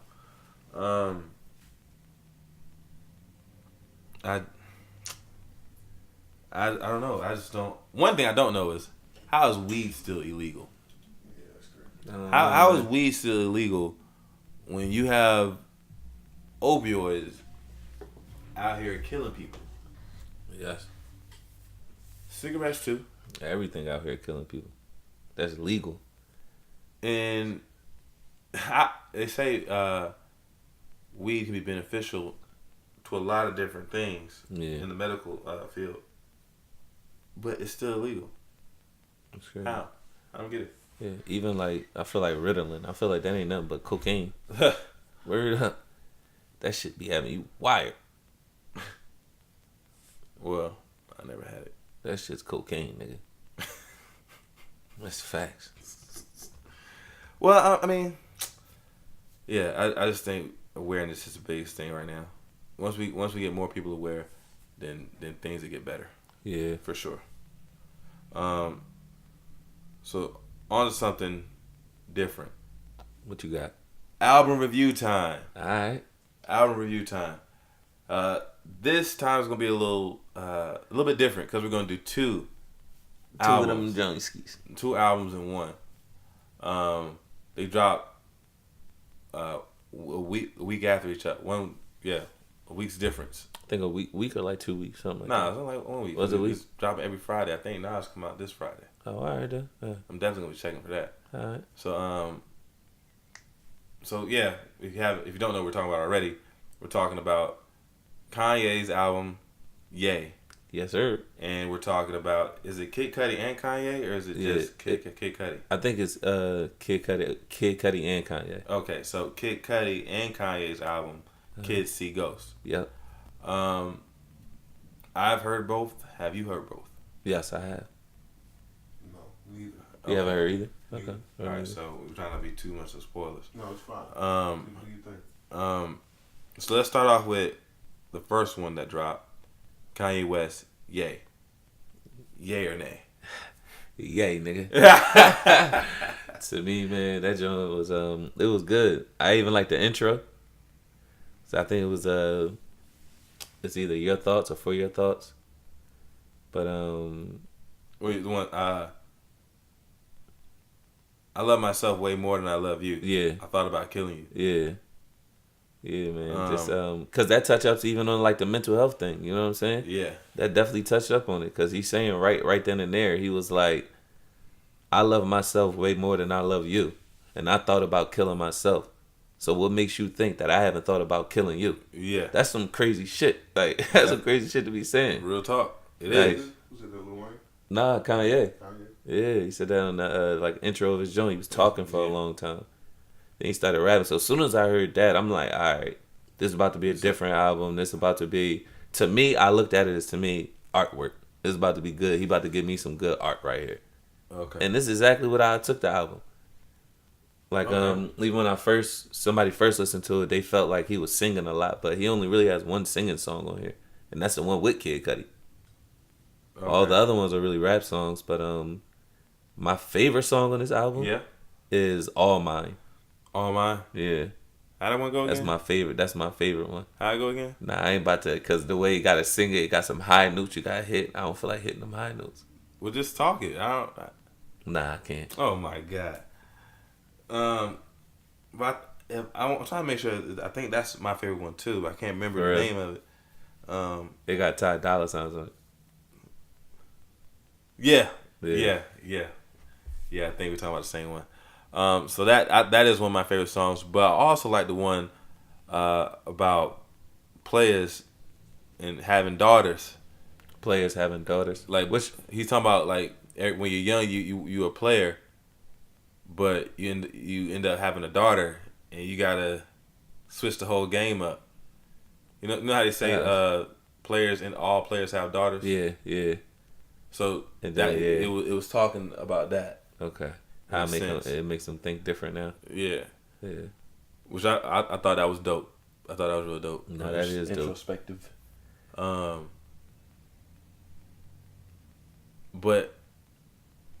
I'm just okay on it. I'm still just okay. You still okay on it? I'm just okay on this album. I fuck with it, man. I think it's cool. I think it's cool. I think it's cool.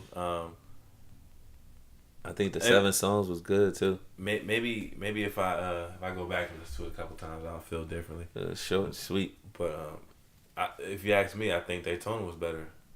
I did like Pusha T joint. I did get a chance to finally listen to that joint. I think Pusha T. That joint was pretty fire. Now that joint was engulfed in flames. That shit right there, yeah. That was 7 songs of straight fire. Yeah. So I mean, I liked it, but I'll give it an 8. I'll give it an 8 out of 10. What about you? Yeah. Oh, I thought you were talking about Pusha. Yeah. I was going. That's actually what I was going to do. 8. I was actually going to give it an 8, but since you gave it an 8, I'm gonna give it a 9. Oh my God! All right. So on to the my next highest rating. Yeah, definitely. Definitely my highest rating by far. Even giving it an 8, I'm usually around the 5, 6. Yeah. Real talk. You usually do that. So on to Kids See Ghosts with Kanye and Cudi. Yeah. I've heard this probably 8 times in prep for the podcast. right. Shit was crazy. But at first I was like, meh. Yeah. But trying to let it settle in, I think I really like this one. I'm still on it. To me, it was just, I don't know. I don't know. It is different. It's different. That's what I'm trying to say. Like some of the songs, like I said, some of the songs I bow my head to, whatever I'm listening to, but I don't know. Like I'm not gonna give up on it yet. Yeah. But yeah, it's very different. I don't Yeah. want to say it's weird. See, but watch. Yeah, that's why I don't want to say it's weird. It's different. I'm gonna just stick with it's different. But here's my thing. You know, a lot of the time, stuff like this end up being remembered longer. Yeah, and I always say that Kanye is ahead of his time. I always say that. Yeah. So I don't know what's going to happen. And then with Kid Cudi, this is I don't know. I'm not gonna say I'm really not a Kid Cudi fan, but I'm not opposed. Yeah. Kid Cudi, but I'm not really I don't oppose him. So I was looking for it, but it wasn't nothing. It was nothing that wowed me. Okay. I thought it was gonna be something like Kanye's solo album to me. Okay, but that's what I thought. That makes sense though. Yeah, it wouldn't make sense to drop the same album twice. Well, I thought it was gonna be something like that because it was good. It was good. You add Kid Cudi to it, put his little style on it. I thought he was gonna do something. Do you not like his style, Kid Cudi?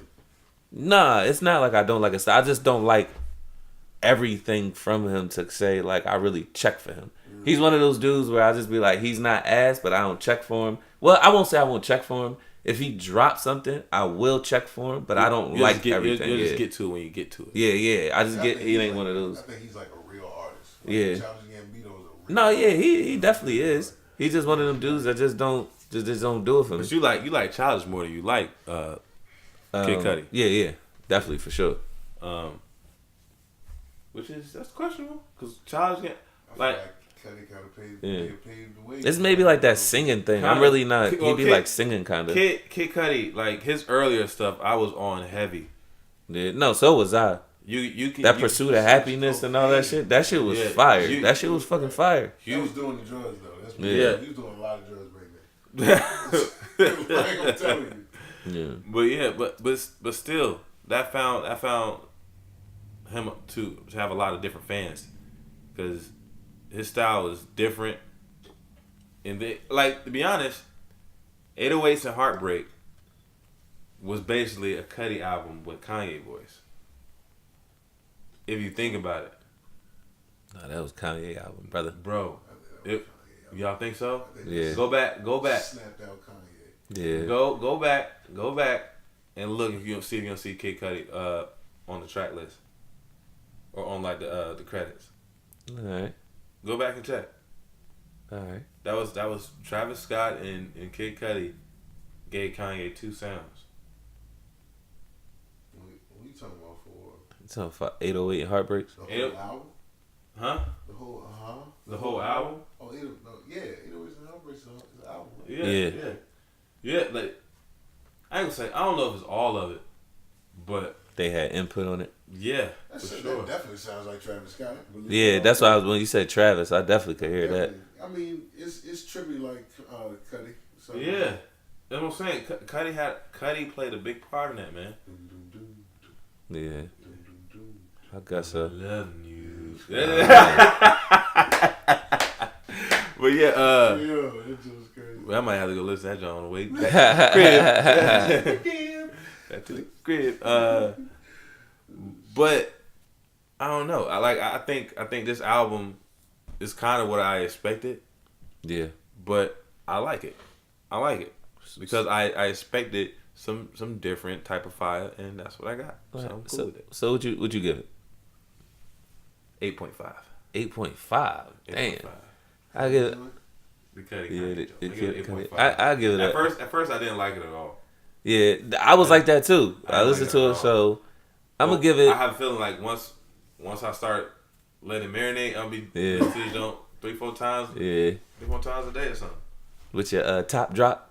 Yeah, man. Raindrop. I'll probably give it like a 6. It was 6. Boy, that's harsh. That's not harsh. A 6? Yeah. That's a 60. That's a I told D. you halfway. That's a D. Halfway point. Yeah. 5 is 50%, nigga. You good. I gave him 6. Alright, I guess so. So on to Song of the Week. Hey.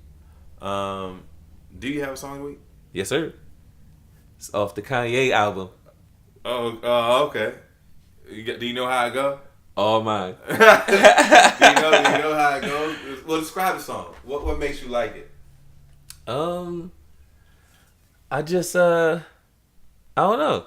I like the sound of how the chorus come on. I like the beat. I just like the little things that he says in there, like the what he says. He said, yeah. He says, what he said. He said, I'm trying to remember. He said, "I love your titties because that show I could focus on two things at once." I thought that was kind of funny to me. That was like funny. That was one of them little funny bars or whatever. It's just something. It's funny and clever from him, but I don't know. It's just one of those songs that just, I don't know, felt good to me. It's just a good beat, good sound. I fucked with it. Yeah.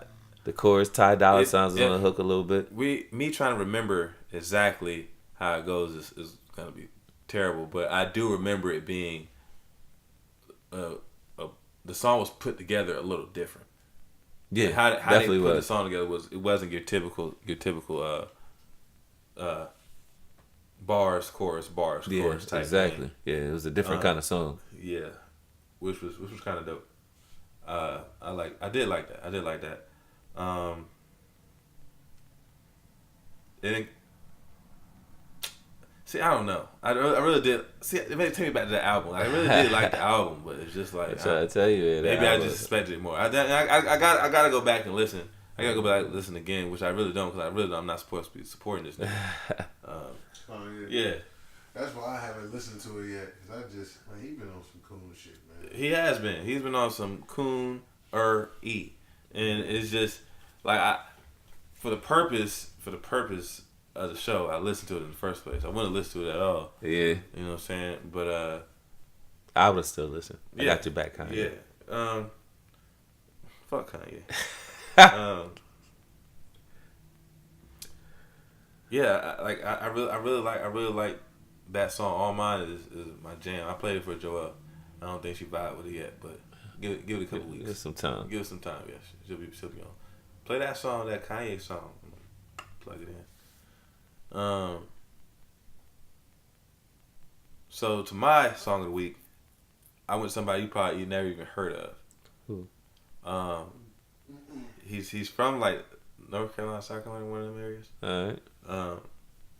And he kind of reminded me of what's the name of that group? All my life been Paul. What it really don't matter. I know no that. more. What is Damn, it, bro? who was them niggas? It's not. I don't know why Phil Mob keep popping. It's not Phil Mob. I know who is them niggas. That's. All my life. I know exactly what you're talking Paul, about. It's a but group. It really don't matter. Nappy Roots. Yeah, Nappy Roots. Yeah, Nappy I thought that Roots, was yeah. it, but I thought I was wrong. Yeah. Yeah. So he kind of reminded me of Nappy Roots and Big Crit. Yeah. Mixed in. So you sound like Anthony Hamilton. Anthony Hamilton. Yeah, Anthony Hamilton rapping. Yeah. In a sense.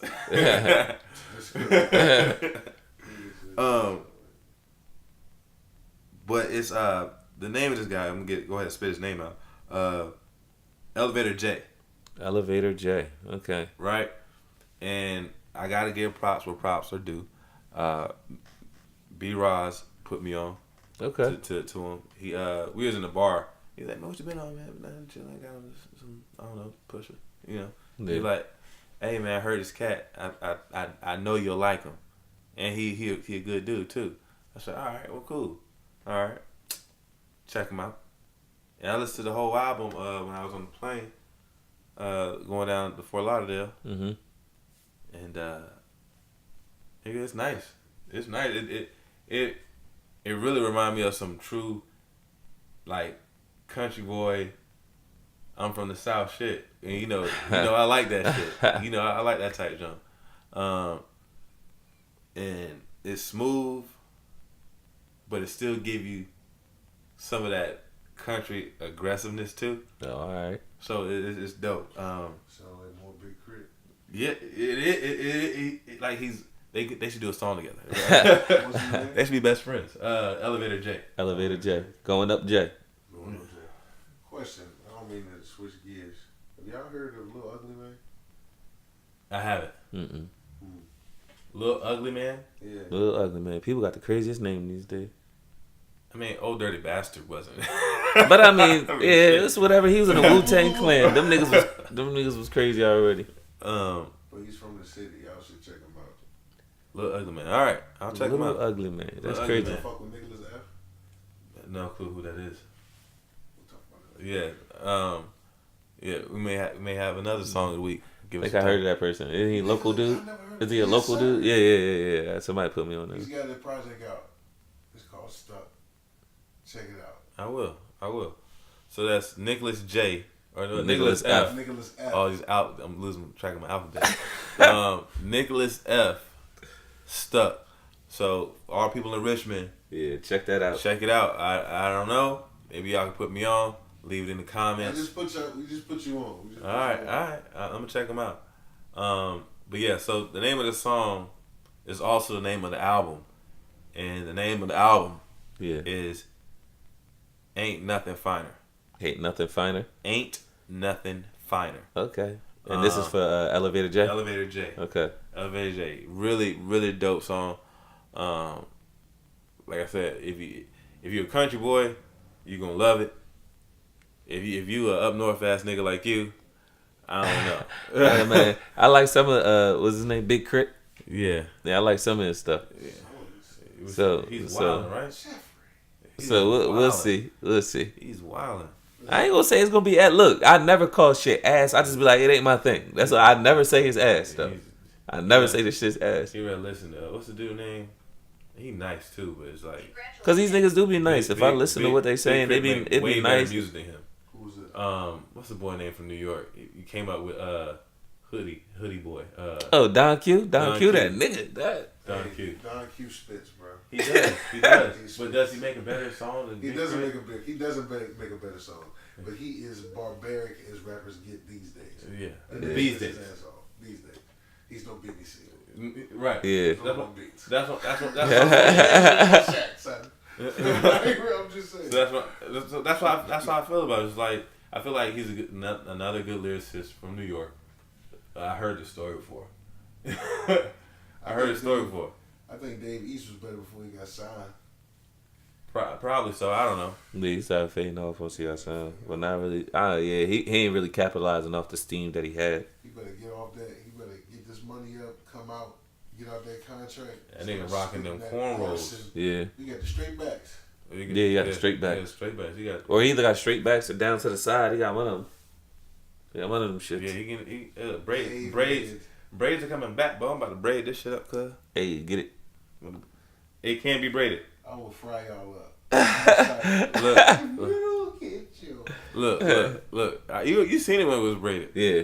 You had it braided before? I had it braided. It was just on some. Let me see if I can do this shit. Get out of here. Nah, it was. I had it braided. I wore a hat to work the whole day. That's crazy. You know what I'm saying? But yeah. Damn, what was I talking about? Elevator J? Yeah, you said about Elevator Man, J. how did we get there? AB's ass. You know, we be wondering. But yeah. So check it out. I think a lot of people will like it. Dig it. They'll at least want to have it in their car. I'm gonna check it out. I'm gonna definitely listen to it. And the album name was what again? Ain't Nothing Finer. All right, ain't nothing finer. All right. Check it out. So, do you know what time it is? Hey. Do you know what time it is? Hey. What time is it? Is that asking a friend? Asking for a friend, my nigga. All right. Asking for a friend. Today's topic is brought to you by nobody yet. Hell no. We ain't got no sponsors. Nigga, we broke. Go at your mama's house. But the topic is how can you tell he's not that into you? This is a question for the girls. This is a question for the girls. The ladies out there. You know, no face, no case, no names. Mm-hmm. So I have female friends, and sometimes one may find themselves in a situation where they want something way more than the other person. Yeah. They want something real more so than the other person, and sometimes the lines get a little blurry of what's going on. So I really want to address how can we inform our female listeners of when to really just let somebody be, or noticing there's something truly there. So knowing if he's really into you, or you're just one of many. Give me your insight on it. My insight on that. Yeah.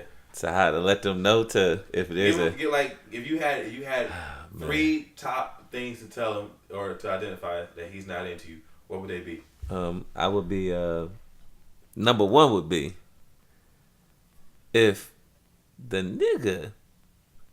I feel like I do this a couple times. I would just put myself out there. But if a nigga don't text you back for a couple days, you know what I'm saying? And just one random day, I'll just see when one random day he texts you, or maybe you text him. If it's on a late night tip, he respond back. Yeah. He really ain't that into you. Yeah. Okay. I'll say, what's number 2? I mean, I feel like if a guy really doesn't really want to spend that time with you, like go out with you anywhere, really be definitely seen in public with you. Yeah. That should raise an eyebrow. Yeah. For sure. Some people chalk it up. They might say, oh, he busy all the time, or he always got some kind of excuse. Hey, it's whatever you want to give the excuse for. But so if he only want to invite you to the crib. If he only want to invite you to the crib, that's something crazy. Yeah. I'm letting you know that right now. That lets you know. I have an opinion about it, but go ahead. Yeah. Yeah, I mean, hey, sometimes niggas want to save money, but I'm just saying. Go ahead. Keep going. Yeah, I say third. Let me see. I don't know about third. I really don't know about third. You can tell he's not into you. Yeah. See, I was going to put those first 2 on my list too. Yeah. But for third, we already said if he don't text you, Yeah, basically curve you, and he only wants you to come to the crib, so he don't like taking you on dates. Exactly. Yeah. And I'm gonna put this in here: the conversations y'all have, Conversations. the type of conversations y'all have, and if you never meet his moms, that's definite. I wouldn't count that. No, I wouldn't count that. You don't count that? No, because I don't take everybody to be my mama. That's what I'm trying to say, but that's what you mean. I could like You could be into. Well, I'm taking my mom into, all the way in Florida, bro. That means you are. But like, I'm taking be my girl. I'm taking like into you, like nigga, you gonna what? Well, see, I think you're taking the word into like too far, because when you say into, I'm thinking into like this is my last girl I'm talking to. I'm off the market for good. Well, you can add that. That's in. what I'm thinking. Okay, you can add that in there. Yeah. You can add that in there. I feel you on that. Now, the type of conversations y'all have means a lot too. Oh yeah, for sure. That's 100. Like, if the conversation is, hey, what you doing? Can I come over? You know what I mean? If the conversations are majority like that, you know what I'm saying? Even if they're asking, if you're asking them of something, and maybe they're asking you like, can you do this for me? Yeah.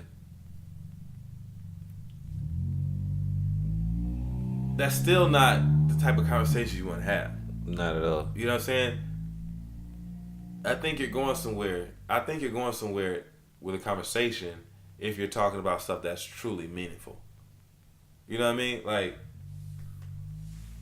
what's your favorite restaurant around here? Yeah. Or how was it growing up for you? Yeah, simple things like that. Yeah. Like, what's relationship? What's your mom like? Yeah, exactly. You just get to try to really get to know the person. Yeah. The ins and outs, not just on some surface shit. Yeah, exactly. If it's only on some surface shit, y'all just having buffer conversation until the next time y'all meet up and fuck. Exactly. You know what I'm saying? I really don't have nothing to say to your ass, but how about them calves? You know what I mean? You know what I mean? So it's like that's not real conversation. Yeah. If you have a real conversation, then that might be a sense that he might be into you. Might. Yeah, Some might niggas be. are just telling. telling individuals. Yeah, man. That's facts. If a nigga take you out on a date and y'all split the bill, he's not that into you. If you even suggest that shit. Yeah. Yeah. So we doing Dutch? Huh? Yeah, right? You know, Yours is 23 miles away. Yeah, right? I don't know Nigga why. hate it. We're going to say that. And the waitress is going to come up. I thought you wanted appetizer. I Yeah, didn't right? eat I it. want that. I thought it'd be my your water in this bread. Yeah. I had the bread and water. Yeah. That was your appetizer. Right. So, but yeah, so yeah, that is something that's like not that into you. That's what I'm saying. That's what I feel like. I feel like he has to want to do things with you also. Like, you know what I mean? Want to do things. Have to show that kind of effort. If ain't really no effort put forward, then the nigga's not into you. Like, it just is what it is. See, now, I've had a situation where I was actually into somebody. Yeah. But just the relationship that we had built was like, our conversations were still like, you trying to come over type shit. Yeah. You know what I'm saying? But when we got there, we would have a conversation. Oh, all right. Well, then y'all still had the conversation, then. You know what I'm saying? But we didn't really like. It's like out of sight, out of mind type shit. Yeah, we didn't really text each other like that. We didn't really call each other on the phone like that. Yeah. But when we got with each other, it was dope. I mean, I guess I do that. That's how I am more. But I'm like that, though. I'm not more of a text all on the phone kind of shit. You can come over and then I'll have deep conversation with you in person. Yeah. I'm still a guy who like to talk on the phone more than text. Because I feel like you get a better understanding when I'm talking than just fucking texting. There's no tone. Yeah, there's no tone or anything, no emotion, no anything. You could take a text unless any kind of way. Emoji, but if you put a mad emoji, I'm thinking you're not really that mad. Right? Oh, that's cute. If you put an emoji in there, I don't really think you're that mad. Yeah, if exactly. you put like a sad emoji, I'm like, okay, you're not that sad. You know what I'm saying? Like, I can't take emojis. Like, seriously, you can't take them shit seriously. Imagine somebody crying their eyeballs out and just putting the cry. Yeah, just putting the cry emojis and shit. Like, that's not funny. Why are you laughing at that? Like, I'm looking at my phone. Like, why would you put something funny? That's not. Whatever. I'm serious. Yeah, like, damn, man, my uncle just died. And you put, right. Cry emojis. Like, yo, I'm like, yo, why are you playing? My fade when I see you. That's crazy. That's crazy. So yeah, I agree with you. Talking in person is way better than on text. Yeah, for sure. You know, but for me, dog, you know, I'm not outside of the podcast. You know, typically I'm not the biggest talker. Yeah. You know what I mean? I'll sit back and I'll chill sometime. Yeah, that's what I do for the most part. Unless we arguing about some sports or some shit, then I'll talk. But for other than that, I'm kind of a quiet kind of guy. Yeah, that's exactly how I am. That might be like a Virgo thing. Who knows?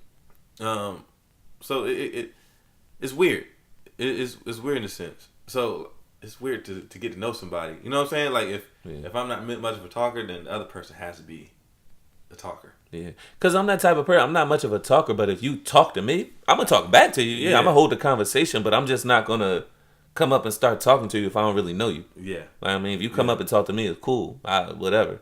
And I always think I don't trust people. I always feel like if somebody just randomly come talk to me, they want something, or they trying to swindle, like that. Or they trying to swindle me or something. If I don't know you, I'm in the cut.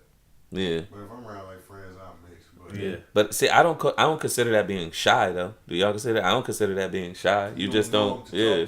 Just don't know to talk to them. Yeah. It's fair. You know what I'm saying? See, the only thing I hear somebody saying is, "Hey, how are you? Keep it moving." Right. What's up? Yeah. What's up? That's it. That's it. Because sometimes, like, you're on the elevator. You know what I'm saying? Somebody walking the elevator, you just want to sit there and be like, so. You know what I'm saying? How's it hanging? So just be like, I wonder how it is for a guy to say that to a girl on the elevator. How's it hanging? How's it hanging? Don't say that shit. I'm gonna go on vacation, so raise my eyebrow. How's it hanging? Just see how their facial expression would be. That would be kind of cool to see. But yeah, I'm to myself, so it's kind of hard to say if somebody doesn't talk, if somebody else doesn't talk, then it goes all off vibes, right? for the most part. Yeah, that's what I feel like. It's just all off vibes, man. Yeah. Yeah. That's me personally. That's what I go off of. Just flipping the script. You can't just go off vibes though. No, that's what I really go off of though. Like that give me not. Yo, I'm trying to tell you can though, because for the most part, that's what I go off of. You know me. I don't be out there hollering at the girls, and you rare that I do is because you could just tell. But all I'm saying is that's putting a lot of trust in somebody saying just go off the vibe. Yo, I ain't been wrong yet. That don't mean that means for you. That's for you. Well, a lot of people probably don't know how to feel the vibe right, nigga. Oh my god. I'm just saying that could be it too. Hey man. But what also it's just like you can vibe with somebody and still not. No, yeah, it's a thin line. You gotta vibe with somebody way more. But you gotta understand between what kind of vibe. It could be a little whatever friendship, y'all click, whatever. Or it could be she into you. You gotta tell. I could tell. I know girls that can be really into more than one guy. Yeah, I know that too. I know that for a fact. I know it's a girl that could be into me, into my friend, into my whatever. But somebody gonna have to make that move. Somebody gonna have to do it. She into all three of us, so somebody better jump. There's been situations like that. Oh yeah. Oh yeah. You just tell. Maybe the other two niggas sleeping, so you just like, oh, them niggas fucked up. Yeah. I got it. Now. Oh yeah. Yeah. Yeah. I agree with that. It just, I don't know, but for I don't want to say, just feel the vibe. Because girls are more emotional than guys. Well, I said I was just personally talking about me in that point. I was saying personally for me. The girls get too caught up in, I don't know. Other shit. Yeah. They emotions think or something. I don't know what it is. They think differently. I feel like because it's a needy factor to it, I think. So I feel like they really want something. So they really, sometimes, I think what it is they know that guy that they're into isn't 100% the guy that they want. But they so just, to me personally, I feel like they just want something, so they settle. So the guy may not necessarily be everything. They might know he might be some kind of way, but he ain't really show it to him yet. So they need the proof, and they just settle until he fucks up. Because even some girls would be like, I knew you was doing this. I knew, even if they catch a nigga. Well, if you knew this whole time, what was you sitting there for? Yeah. You just wanted to see it or something? Like, if you already knew this, why you was still with him? When it probably was another dude who was talking to you, but you was not giving them the time of the day. That shit goes on every day. Oh yeah. So I don't know, man. And but that's what I'm saying. It's different for a guy to talk about. We could talk about vibes, because I think it's just different. Our approach to things are different. Now I'm pretty sure there's been girls who be like, I don't vibe with him like that. Yeah. And the guy vibes with the girl more too. Yeah. But it's always a competition too. How often you see a big ass group of women together? How often do I see a big ass group of women together? For extended periods of time. And how often do you see like guys go out and kick it? Yeah. See, it's a competition. Yeah. Always. With girls they'll start off with like 8, and then next thing you know it's 3 of them that start really dwindling it down. Yeah. It's 2. Oh, she's dead to me. Yeah. It's been 3 months. Like, what? It's weird, but with guys, it's really not like that. Even if I don't talk to somebody as much as I used to, that's still my man. Yeah, that's how I am. So you know, no matter what, if I see you out, yeah, my nigga, we came out together. Exactly. You know what I'm saying? So it is different for guys and girls. That's why I'm saying vibes can't just be the thing, because I'm assuming we vibe different. Yeah, we do, but sometimes you had that vibe with somebody. Put yourself in a girl's shoes though. Interpretation too, man. If you think somebody is trying to shit on you, you might try to flex just to counteract it. You know what I'm saying? Yeah. Sometimes like I've heard like women overthink. I've heard women overthink what they think their man is thinking. Like, oh, is he? I'm like, no, he's thinking about baseball, and you think this man is cheating on you, all for nothing. Yeah. So interpretation is and perception is key. That plays a big role in everything. Big role. Yeah. Who the fuck you got in your ear? Because they may be more cooped out than you. Yeah. Yeah. And that's for men and women. Yeah. Sometimes I know, like, I don't got a whole lot of. It ain't a whole lot of my homies that can't tell me like it is. Like, tell me like it is. But women, they'll play that game. The whole time. The whole fucking time. The whole friendship. Meanwhile, and you can't call yourself a friend and do that shit to your homegirl. Like, you gotta stop being real with her and stop kissing her ass. Like, you know what I'm saying? Well, yeah, I think, but that's why guys, like, I got friends I met when I was 7, 8. Yeah. And I'm still friends with them now. The same shit. You know what I'm saying? Same shit. Now, I know some friends do fall off, right? But it's at a totally different rate than women. Yeah. And I may have not seen these niggas in years, and we still be cool. I come back home, kick it with them, everything. Yeah. Everything. See me running, oh shit, this ain't nothing but love. You going out. Just off of, because the last time y'all left each other, y'all was on good terms. It wasn't no bad, it ain't nothing to, you know what I mean? Ain't no, we just cool. Yeah. It's crazy. It's crazy. cool. Women are, they're so different. they're so different, and I don't want to call them crazy because that's a mean word. That's a mean word. That's a mean. No, I don't even want to call them crazy at all. I just think that we think and perceive things so differently. You know what I mean? Yeah. So it may seem crazy to us, but for other women, it'll be like that's how I see it too. You know what I'm saying? So. It's just, it's a scary imbalance, but for all my female friends, I can tell you this: if a guy is into you, he's gonna talk to you. Yeah, for sure. Yeah. If a guy is into you, like he's gonna want to see you as much as he can. Only time he's not is when he just got that bad jump from out of town, just came in. He's trying to wipe that off, or he out with the boys and he already had some he sparked up. He ended up having some action that night. Yeah, exactly. You know what I'm saying? But y'all ain't together, so you can't be mad at that. Can't be mad at that. But any other time, he's always trying to be with you. Yeah. So and it may sound crazy, but you'll be able to tell the difference. Like sometimes I hit you up like, yo, what you doing tonight?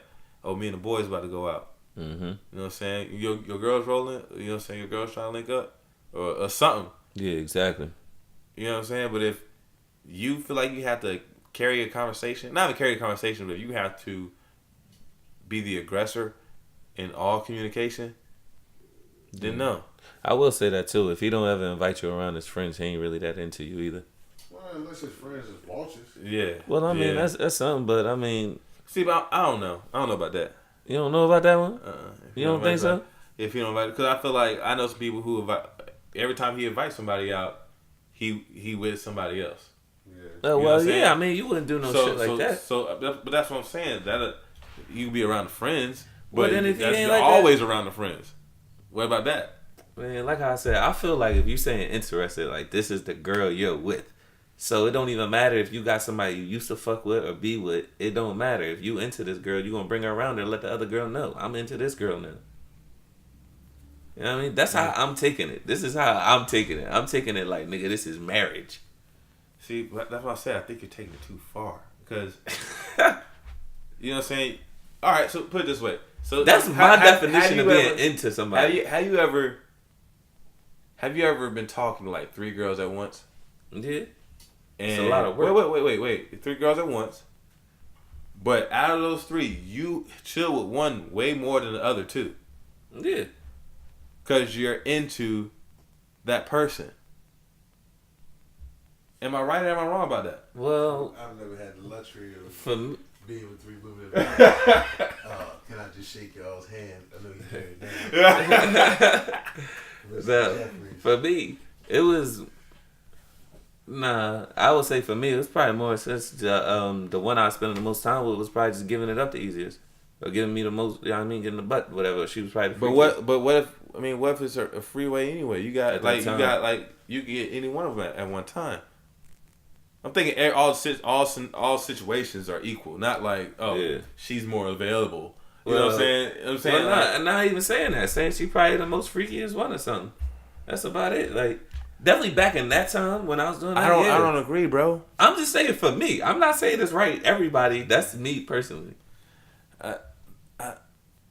We got talk in general too, though. Well, I know we talking in general, but all right, if we talking in general, yeah, a lot of people, I guess normally they'll be with the whatever girl they want to be with the most. They'll like spend that time with her, and just spend the most time with the one out of the three.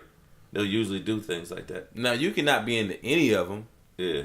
You cannot be into any of them, but then you would just never chill with any of them. They would get equal time, I guess. Yeah. But I feel like you have to be to at least to a certain extent, at least more into, or something like that.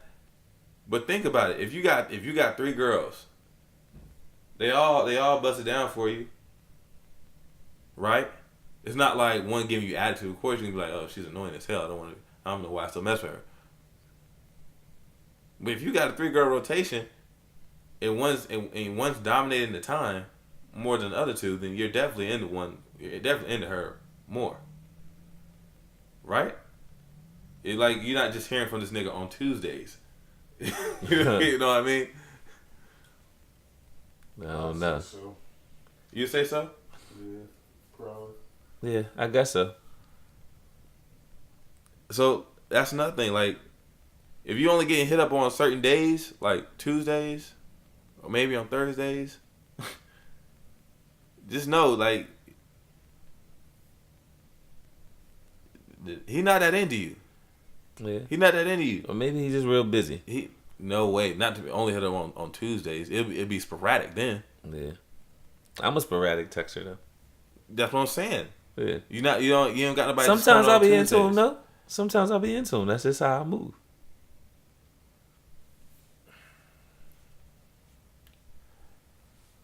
You're an anomaly. Anomaly. How you say it? I think what was this, the gospel? No, bro. The way it fell off. Yes, bro. Oh my goodness. Oh, But anyway, girls have to be aware of when you gotta be aware of signs and patterns. Yeah. You know what I'm saying?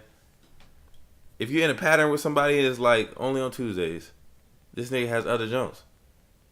He's not into you, he's into the sex y'all have. You know what I mean? Yeah, that's facts. You're something new. I was getting tired of hearing the number one. I'm gonna just hit you. Or it could be the niggas don't got no number one. He just got 5 days a week, just a different chick. Which is possible. I haven't done that. I was too classy of a guy.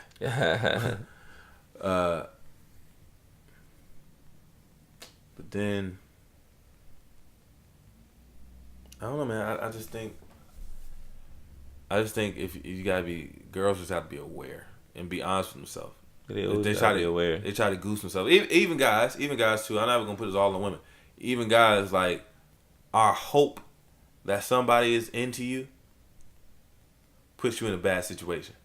Mm-hmm. You know what I'm saying? Yeah. Because you'll try to give them the benefit of the doubt. Oh, well, they didn't hit me the other day, but I know they hit me on Tuesday because that's just the only time that they can be with me. You know what I'm saying? Yeah. You start becoming delusional and trying to make sense of stuff in your favor when really it's just that he's not that into you. You know what I'm saying? You gotta, because people see the signs. It's just how they move from the signs. Some people are like, oh, I see that. Well, damn, she must not really fuck with me. Yeah. Or he must not really fuck with me like that. Let me take a step back. Let me fade away like MJ. Yeah. You know what I'm saying? Or somebody might see that and be like, well, maybe he is just that busy. I know he really wants to see me. Maybe he is really just that busy. Yeah. You know what I mean? Yeah, it's just you probably like I don't know. You if gotta did be able that to tell, like, man. that deep with it, but even if it's just say for a night, like you was bagging the junk that night, and then you know what I'm saying, she keep giving you the runaround. You have your hopes up. Be like, well, maybe she just is getting some food, and she gonna hit me back. You know what I'm saying? It could just be your hope talking to you, and Exactly. that's a very dangerous. You get caught like there's a girl, no face, no case, no names. There's a girl I know who been chasing after a dude for so long, and I mean not when I say so long, I don't mean like 8 months. I mean like years. Damn. Years of chasing after this dude, and this dude has done everything in his power to show you, yeah, I like you, but I ain't into you like that. Not enough to be mine. You know what I'm saying? So down with you. Like, and I have seen a girl just do everything and stick around, and now he's damn near married to somebody else. Oh damn! So it's like you gotta let that hope go and really pay attention to these signs. You know what I mean? Because that shit sucks to see. Damn, that's crazy. That shit sucks to see. She don't want to see the signs. She don't want to. She don't want to be saved. Yeah, man, that's a tough situation. What do you think? What do I think about that situation? Yeah. With the chick and stuff? Yeah. Look, that shit's crazy to me. All of them years trying to chase a dude, and then he damn near married to somebody else? Yeah, basically. Yeah, she, like I said, she's blind to, it's wasted time. She blind to the fact. It's to the point to where I guess she's just in too deep. Yeah. She in so deep she don't want to give up. Because she's like, I invested all this time. I need this. That's maybe her. Maybe she just really like him so much, you know? It's just something like, I don't know. It's just something there that ain't clicking. Yeah. I don't know. But a dude can be in that situation too. You know what I'm saying? Oh yeah. Where you, like, I feel like in a grant, like, you can't be nobody girl or guy or boyfriend or girlfriend for 10 years, bro. You have to evolve by then. Unless the niggas be like, y'all both be like, I'm not really into marriage. Yeah. We can just be partners forever. You could be engaged that long. Yeah, but that's still some type of growth. Yeah. That's some type of commitment addressed. Engaged for 10 years. That's a long ass time. But I've seen that was old school, man. The I've new school shit, you don't do that no more. It's like a year, man. If somebody is engaged for 2 years, nigga, I'll be shocked. I feel like it's a year and a half. Yeah, you have to get married after that. Me and Rose like a year and a half. Yeah, it's like a year and a half. You have to get married. If I hear somebody be like, "Oh, we got engaged, we gonna wait 2-3 years," that's like long now. I think so. If I talk to my grandparents or something, I guarantee you they'll probably be like, "Oh, we was engaged for 8 years or some shit like that before they got married." Because I remember growing up, that was the thing. Proposed right off the bat. Yeah, but that was the thing. Yeah, it was. People did that a lot younger. I feel like, but people were even getting married at like 20 something. As soon as you hit your 20s, that was like the new fucking like 30s, 40s, like 20s. That was it. People having 7, 8 kids. You was old. Yeah, you could be like, my grandma was probably fucking 25 and already had like 6 kids. That's wild. That was her thing. That's wild. Yeah. Well, think about it. It seemed wild, but I guess times were so much different back then too. Yeah. Then they married young. I feel like my mom and them, their decade, their around time is when they did moved it back. Yeah, like moved it back and started doing the long engagements. Because when I was young, I remember people used to be engaged for like 5, 6, 7 years. It used to be stuff like that. Now it's not like that. It's definitely not like that. Everything gotta happen quick. Yeah. Well, yeah. So I do agree with everything you said. Maybe not like 5, 6 years. Not like 6, 7 years. Yeah. But No, that's 5, how I'm saying 4, it used to be. 3, I could wait like 3, 4. I could wait 3, 4. I think that's a good enough time. Because sometimes you just got to, like, when you get engaged, that's when you can move in with somebody. Yeah. You got to really see how it is to actually live with somebody. You know what I mean? So say if I dated a girl for a year and a half, and I decided to propose, I think that's fast. But say if I did do that, I could take a good 3 to 4 years to be engaged and really figure it out before you get married. Yeah. You could be like, all right, I like her enough to where I don't want to lose her. Now let me see you engage. Then that's when you take the next few years to figure out for both of y'all. Yeah. Figure out if y'all really want to be with each other. Yeah. That's the time you figure out. Yeah. And then if you could stand that motherfucker or that chick for 3 to 4 years, hey, y'all golden. Yeah. Yeah. So yeah, you say this to say that girls, don't be stupid. This is how you tell. Well, it's not even just how you tell. It's just like, don't be stupid. If you don't want to find yourself in a situation, don't be stupid. Yeah, don't be stupid. Girls are you guys are smart. You see the signs. Mm-hmm. Dead it there. Dead it there. Just leave it alone. Leave it all the way alone. If he ain't texting you like that, if he not texting you, leave it alone. They always see the signs. They just ignore them. Leave it alone. If you only get Tuesday calls, leave it alone. Hey. Unless you just need some Tuesday pipe and you're just not trying to get him in a relationship. You could use it to your benefit. But if you're looking for something more, if you're looking for more than that, leave it alone. Leave it alone. Leave it alone, because all you're gonna do is end up putting yourself through a roller coaster of emotions. Mm-hmm. So, I mean, you listen to me. I feel like I've been through it. I think Jeff's been through it. Rel. I've been through it, just not at the magnitude of these motherfuckers. 1 or 2 at a time, but 3. That's like, yeah, that's a lot. That's back in my young Himalaya days. Yeah. Remember I was chopping down trees. No, I think if y'all take our advice, you should be in good shape. Yeah. If you disagree, leave a comment. Let us know why. I'm pretty sure I'm right. Yeah. But feel like always right. we can talk though. We can talk. So yeah, that's it for this week's episode. This is Chef. You can find me on Twitter, Chef_Nix. On Instagram, Chef Nix. Shooting the Breeze podcast. With Chef and Jeff on Instagram. So yeah, follow us. We got more content coming. This is Chef signing out. Yes, sir. Then we out. All right. Peace.